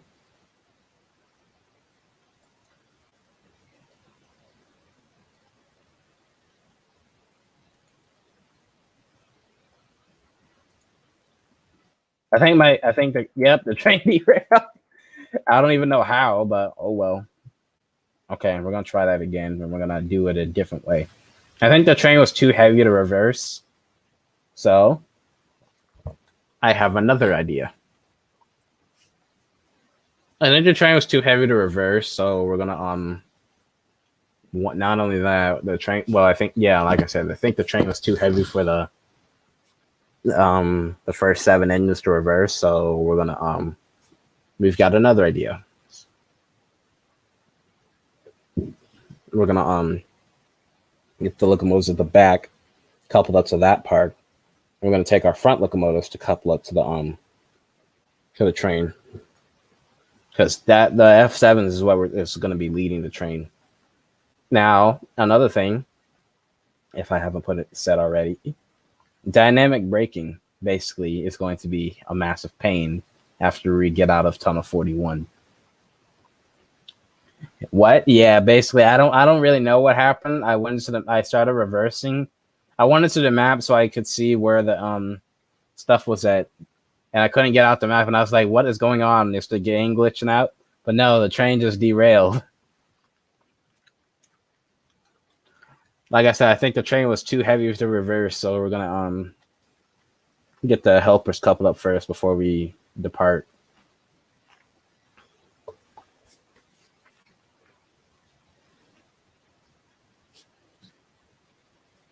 Now I just got to go through the long loading process. At least it's not as bad as GTA loading, though.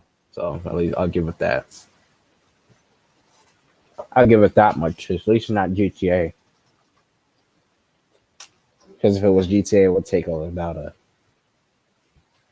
About 6 months.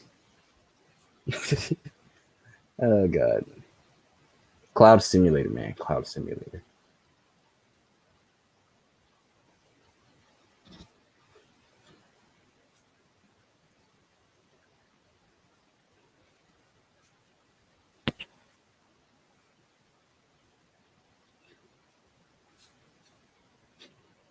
Okay, we're back. So let me show you what I was talking about if you didn't understand. So these right here, those are the locomotives we're driving. Those are going to be the leading locomotives. And as you can see, this is not a short train. These are the helper engines. So we got two SD40s and two C44-9s. These two are the dash nines. The SD40s are on the ends. So the point is to couple these up to that, and those are going to be our helpers.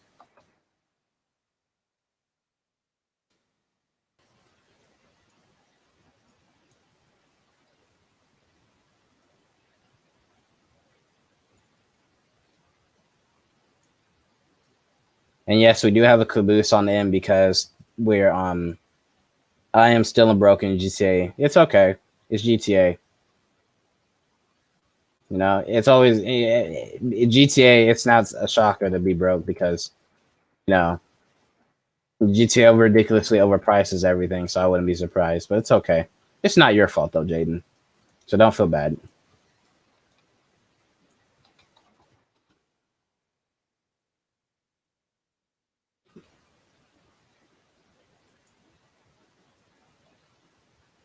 All right.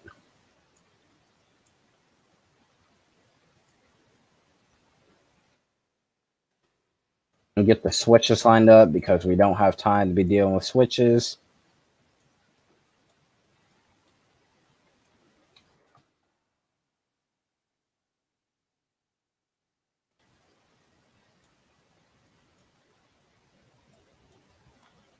Those engines just sound really good. A lot of people, I really just love the Black Widow scheme. I feel like if Southern Pacific had all their diesels in the scheme, this would be perfect. Now, there's nothing wrong with the gray and the gray and the red, but the Black Widow hits just so much. It just looks better. It's just cleaner, in my opinion. When I think of Southern Pacific, I think of either colorful or actually never actually. Well, yeah, I think of when I think of Southern Pacific, obviously you're gonna think of the daylight, but yeah, I think of colorful because of the daylight, and not only that, the Oakland Lark with the gray and the white, and then the Black Widow scheme. The Black Widow and the Daylight were the two most iconic Southern Pacific paint schemes. But now, you know, Southern Pacific just went all to gray and black. I mean, not gray and black, gray and red. But even though Southern Pacific is not a thing anymore, it's just Union Pacific. Because, you know, Southern Pacific was bought out by Union Pacific in 1996. So technically, 4449 is technically UP 845, even though it doesn't do commercial service anymore. It just does excursion, just like 844. They do excursion service. However, 844 can do anything really, because you know, if it's done freight trains before. It's not the first time it's done freight trains. I mean, there was literally a video of 844 when it was still in service. I don't remember what the video's title was, but it was a video of 844 and a 3800 class UP Challenger on a freight train. They were double heading a freight train out of, I think it was Green River, if I'm not mistaken. I don't remember exactly.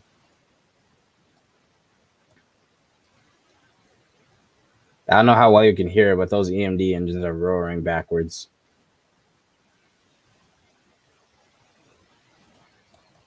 Oh, come on. Bruh, what the okay.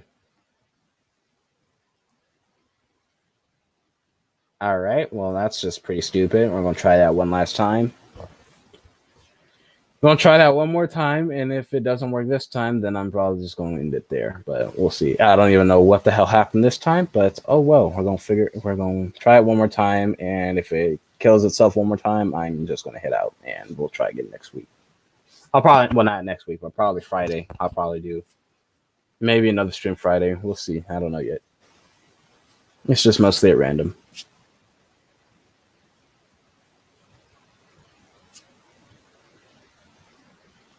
I like loading screens. They're so much fun.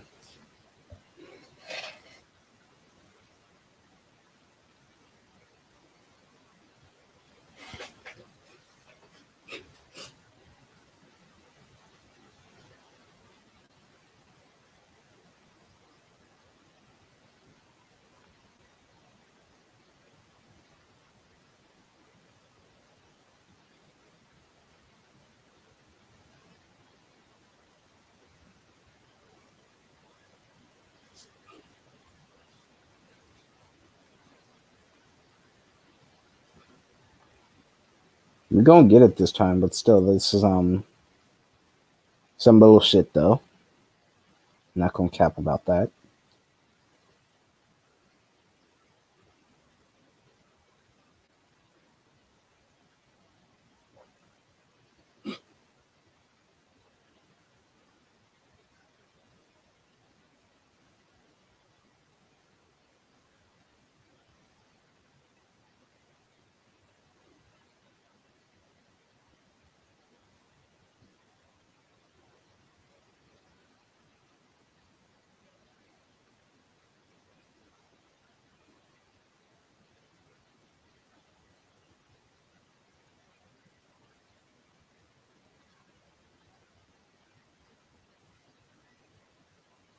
Okay, last time. I swear to God, if I see another car decide to do an RKO on itself, I'm going to slap somebody. And couple these up.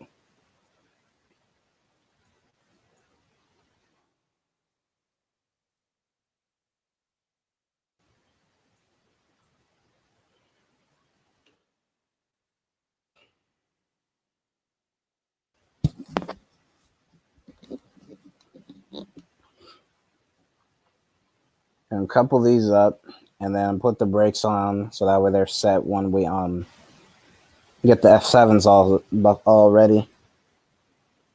And the brakes are on.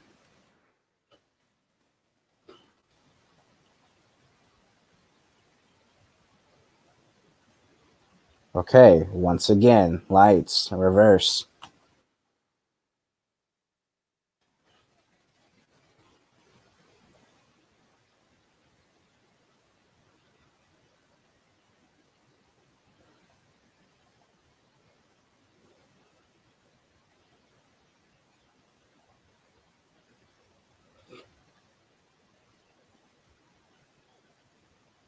Okay.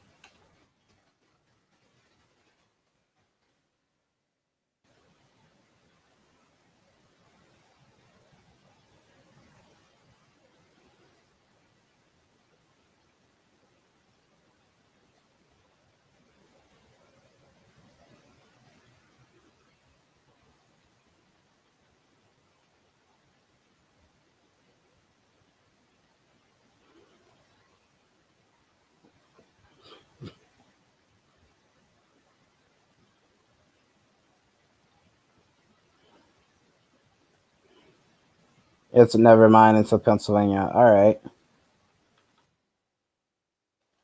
Nothing wrong with Pincy. Pincy's cool. I really like him because of how experimental and diverse they were with power. Still surprised they never had any 484s actually though. And what I mean by that, no actually like proper 484s. T1 doesn't count unfortunately. And I'm not talking about the Reading ones. I'm talking about the Pincy ones. You know, like the Pincy T1 duplex. That probably could have been a very successful engine if it was just a regular 484 with that valve gear, but unfortunately that was not the case. But oh well. Who knows? You never know. Something could happen. Still going to be cool to see the T1 in real life once it's finished. They said I think the year 2030, I believe. That'd be cool.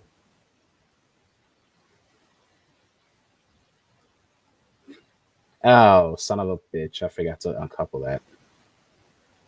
All right, well, whatever. I'll just put it on this track. And if you're wondering why I'm making a big deal about it, because I don't need two cabooses on my train.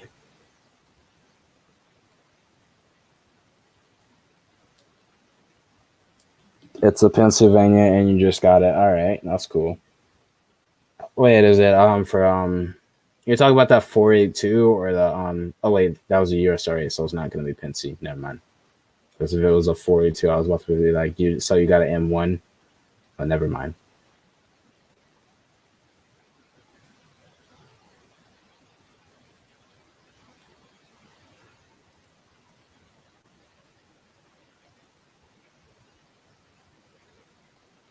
Let me slowly reverse this mess.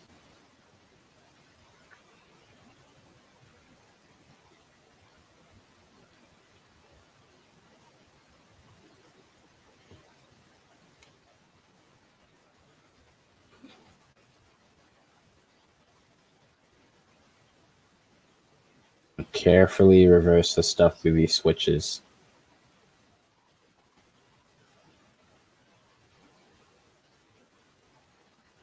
But I gotta put this caboose back on the side track because I forgot to uncouple it.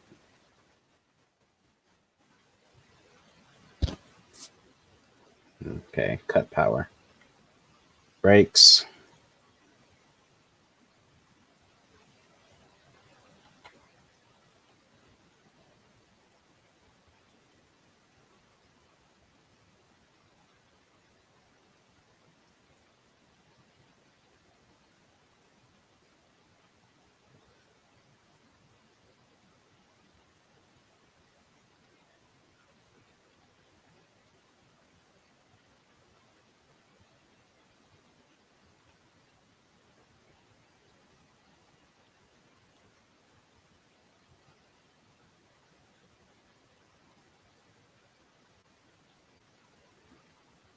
All right, pull forward and then back down onto the next track.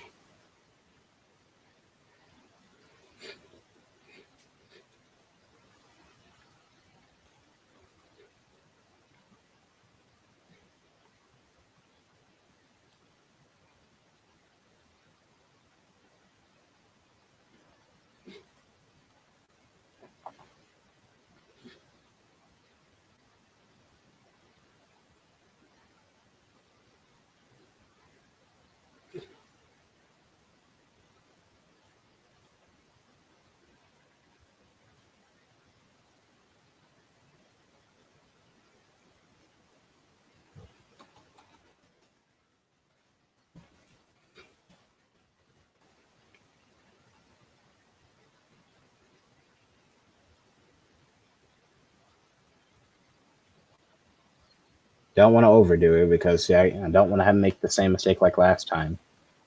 I put too much power on the couplers and then that caused it to switch to swing or something. I don't know. Like I said, probably just too much power on the couplers caused problems. No, don't zoom in.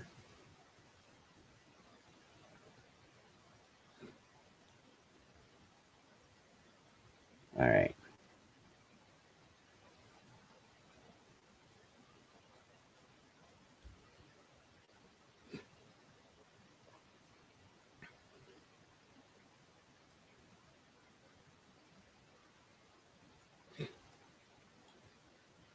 Carefully backing up.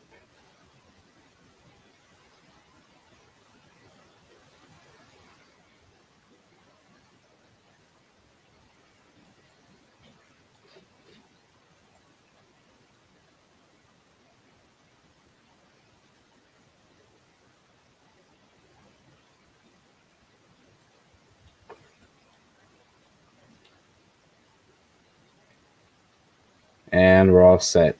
Coupled up. We are ready to go.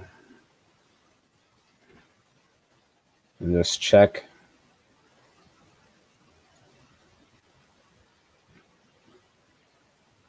Everything's coupled. Just because I thought this was moving. Yep.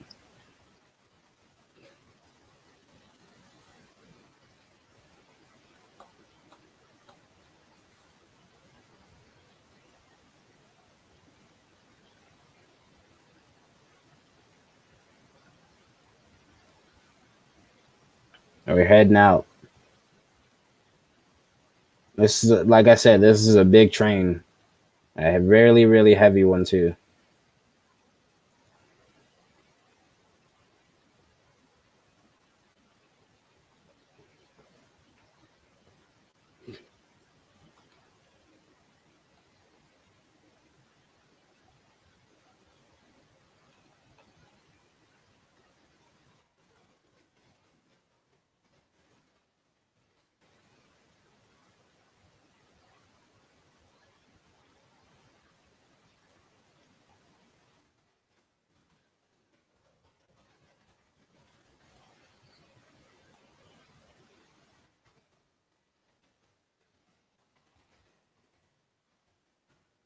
You know, I know there's no cars around, but I would feel real bad for whoever had to sit through this.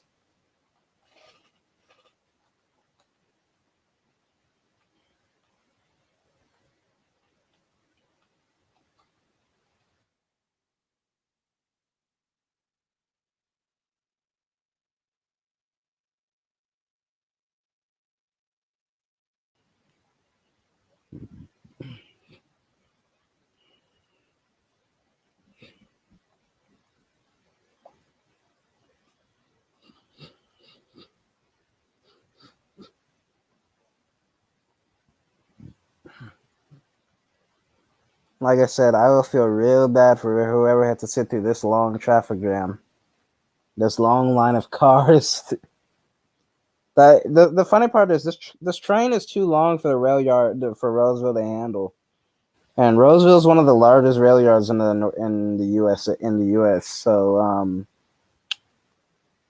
yeah, Roseville is one of the largest rail yards in the U.S. And this train is too long for the yard to handle.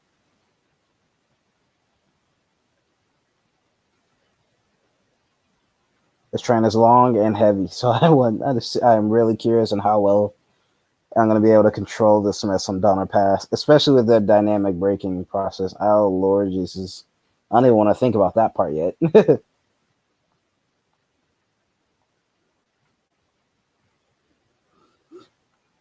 Well, at least a good thing for about you see the fact that it's too long is where the gates lifted up on their own, and then the train's not even finished yet.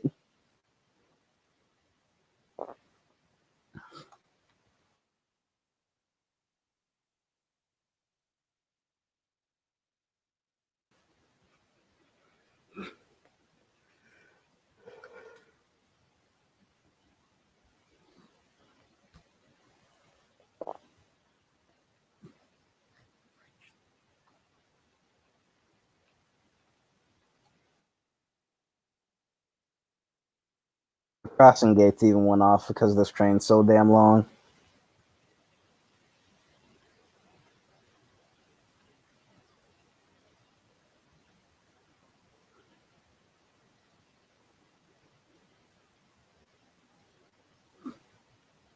This is ridiculous.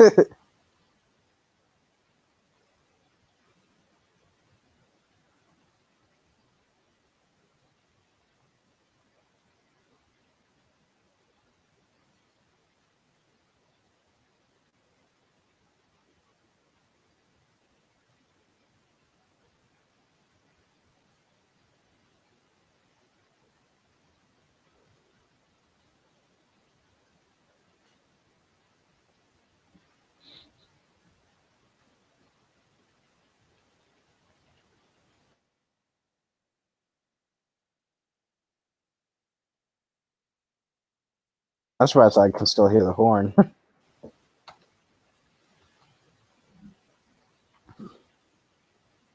The train's still leaving the yard, by the way. That's how long this is.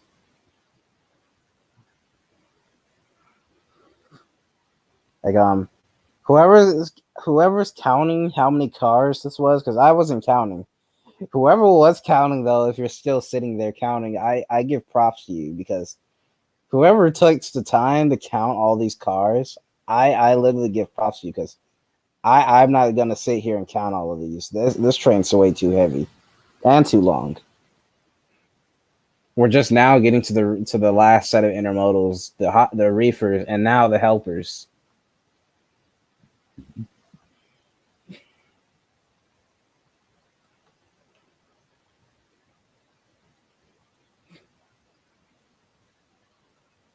There we go. That's the caboose. Oh my god. We're doing 40 miles an hour right now. And I think we're in notch 4.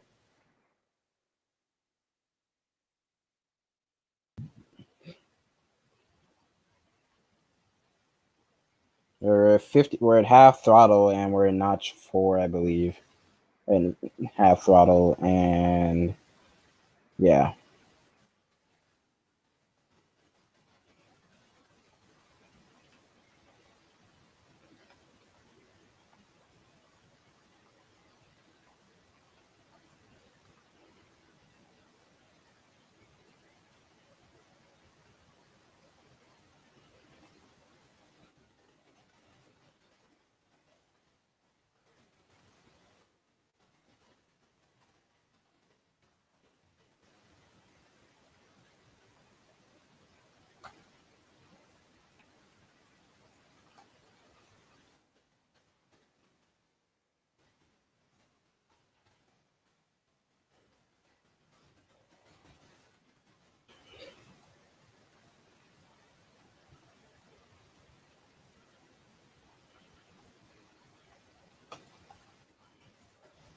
This train's ridiculously long. If I haven't said that enough.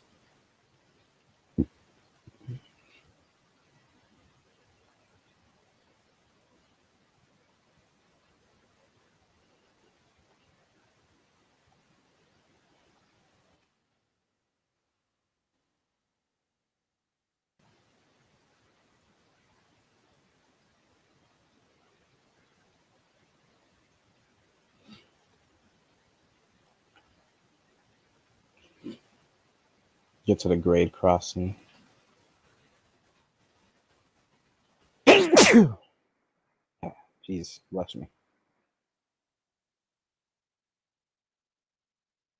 You can hear the bell.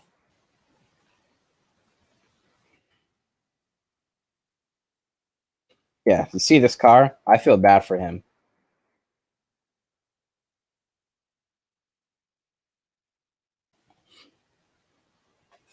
In both these cars, I really feel bad for.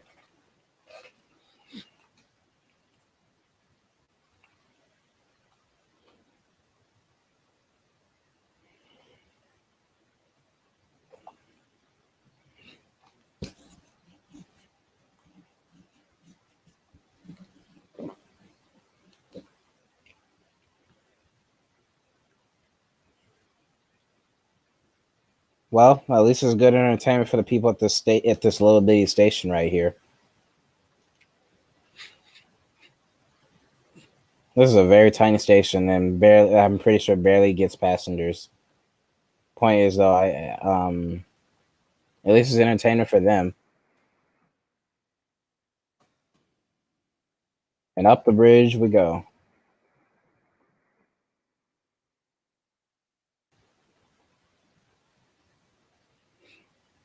We're ascending the grade now. This is the first step of the leg.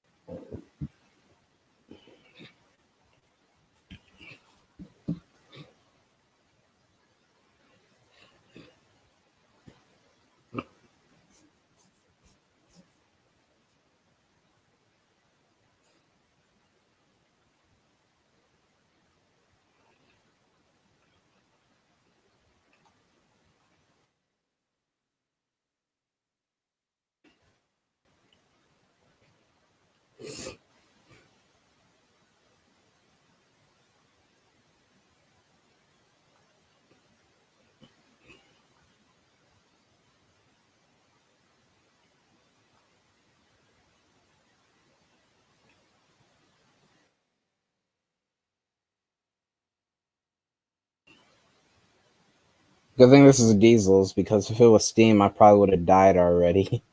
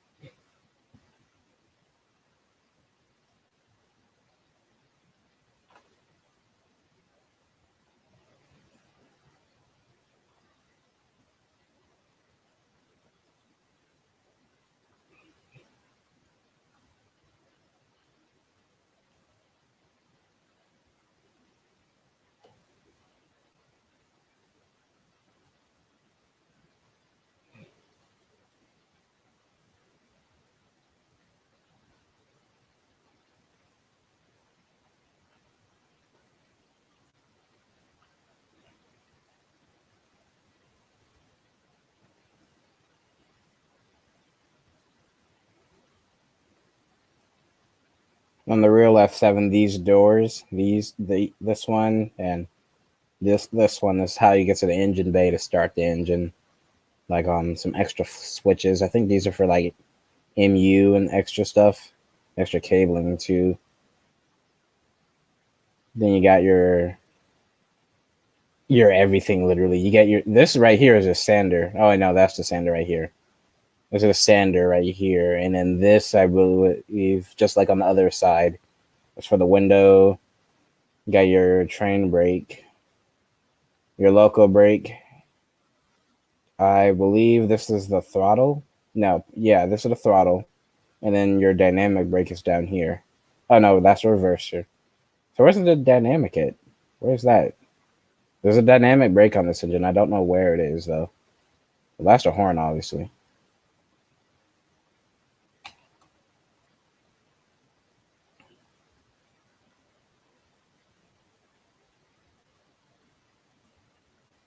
So yeah, that's your power right there.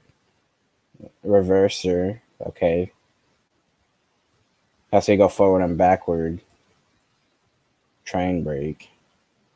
This has a dynamic braking. I just don't know where the fucking throttle power, the handle for it is. No, that's the horn. Lights. These are your lighting stuff right here. Lighting and fuel and extras. There it is. There's the dynamic brake right there. I don't know why it's all the way over there though.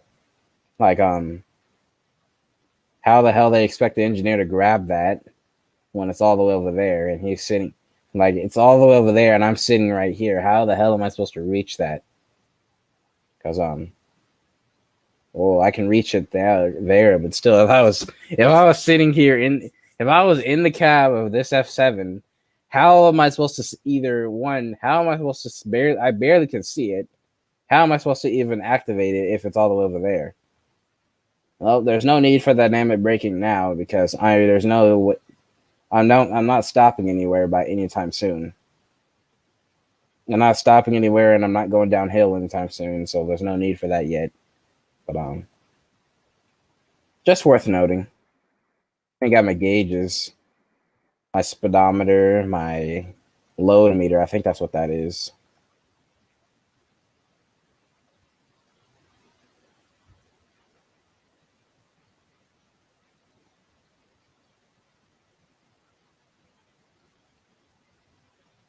Overspeed, my little clocking and warning things, brake warning. This I have for my brake pipe.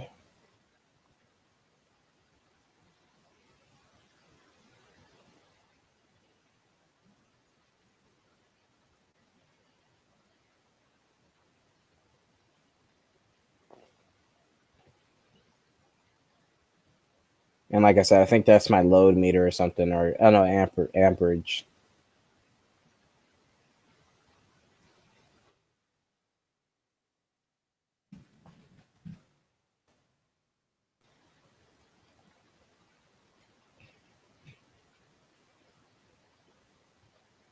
Now it's very rare you see me inside of the cab of a locomotive, but in diesels you'll see me inside the cab. For two reasons. One, unlike a steam engine, there's not really diesels look nice as well, but it's not really as much to look at, you know. Yeah, of course you got a diesel and it looks really nice too. The F7s are, like I said, F7 in terms of diesel locomotives, I'm excluding the gas turbine. Um, this is my favorite diesel locomotive, excluding, like I said, the gas turbine. If we exclude the gas turbine from the equation completely, this is my favorite. Then you got the SD40, and then you got the DD40. But the F7 is just a really cool locomotive. I just really like cow, that covered wagon type of feel to it. Just a shape as well. It just looks really nice. And then it's a streamline too, and it's very fast. It's very powerful by today's standards still. Well, yeah. In a group of four, these things are in a group of 2 to 4 units. These things are very, very powerful. Four of these is literally just really, really, really, really cool. Even just one A unit and a few B units behind it, it's still really nice. It's just still one of my favorites. And then you got like I said, you got the SC40 and the DD40 right behind it.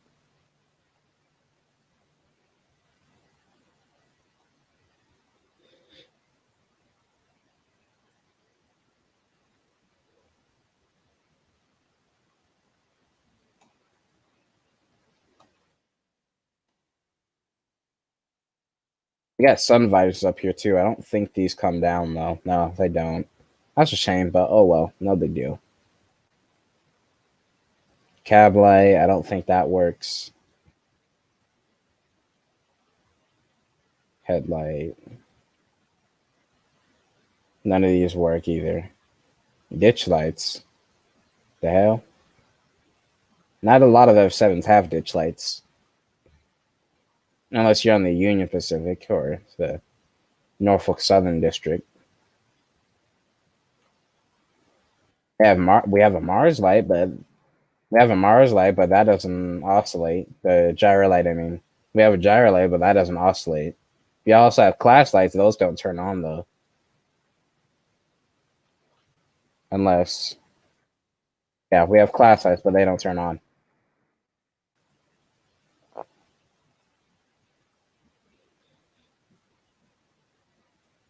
There's also a door down there. Obviously, you can't open it.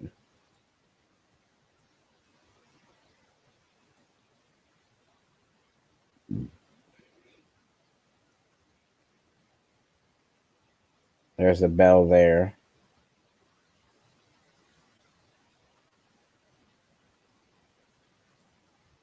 My wipers. For some reason, only has this one working, even though on the outside, both of them are working.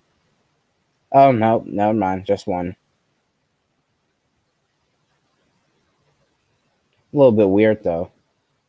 I actually, now that I think about it, never mind. It kind of makes sense because engineer sits on this side and conductor is all the way back in the caboose. So I guess that does make sense. Never mind.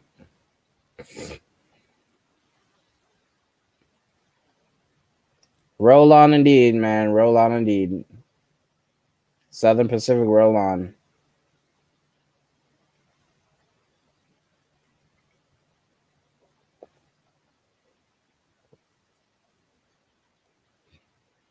No wonder. Is there a way to turn this one on?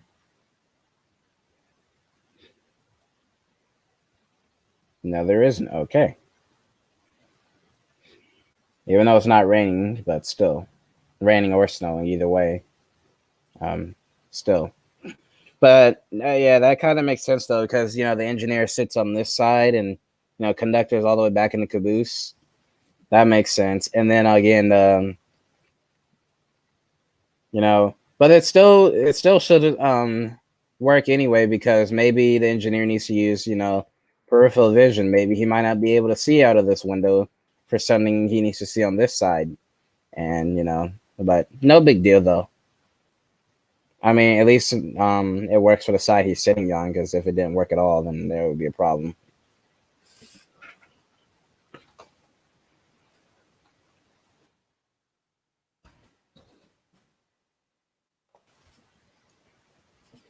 All right, but I'm probably not going to be talking much, but I am going to answer questions if you have them in the chat. So if you have any questions, just put them there. But yeah, enjoy the stream still.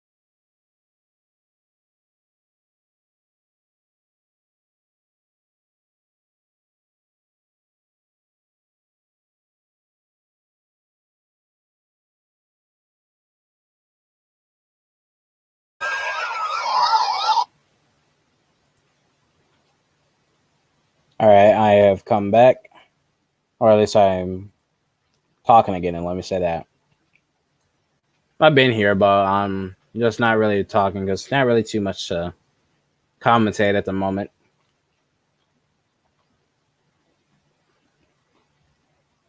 But yeah. So what I'm probably gonna end up doing is stopping the train at Bowman, which is this place right here. I'm gonna probably stop here and then pick up the journey next time. I will stop at Colfax, but that's a little too far for at the moment. So I'm gonna stop at Bowman. So yeah, I'm gonna stop there and then I'll resume next time.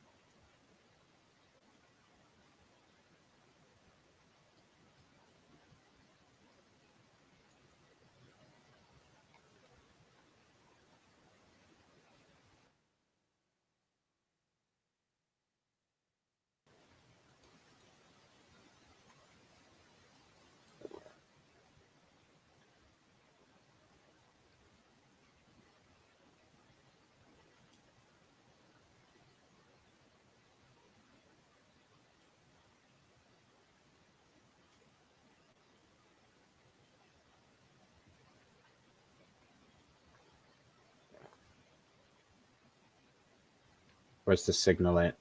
It's right there. All right.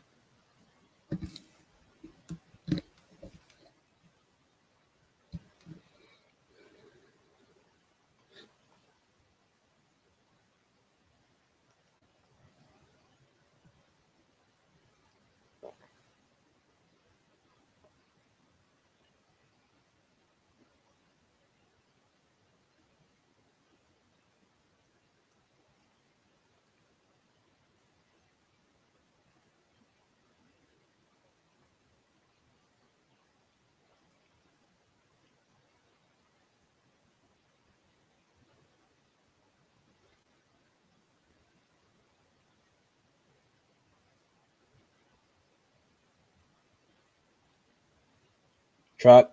What? I'm confused.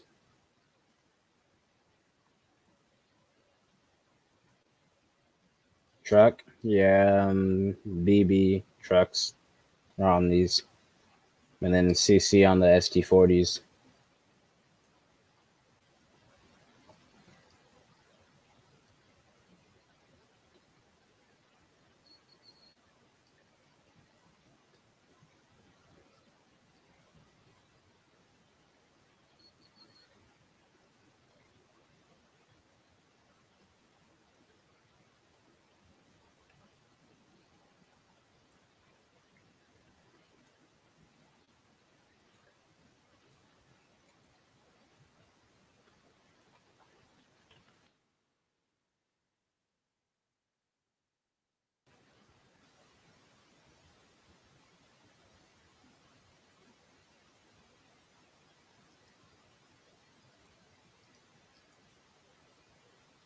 All right, so we're stopped here at Bowman for now, and I'm tired.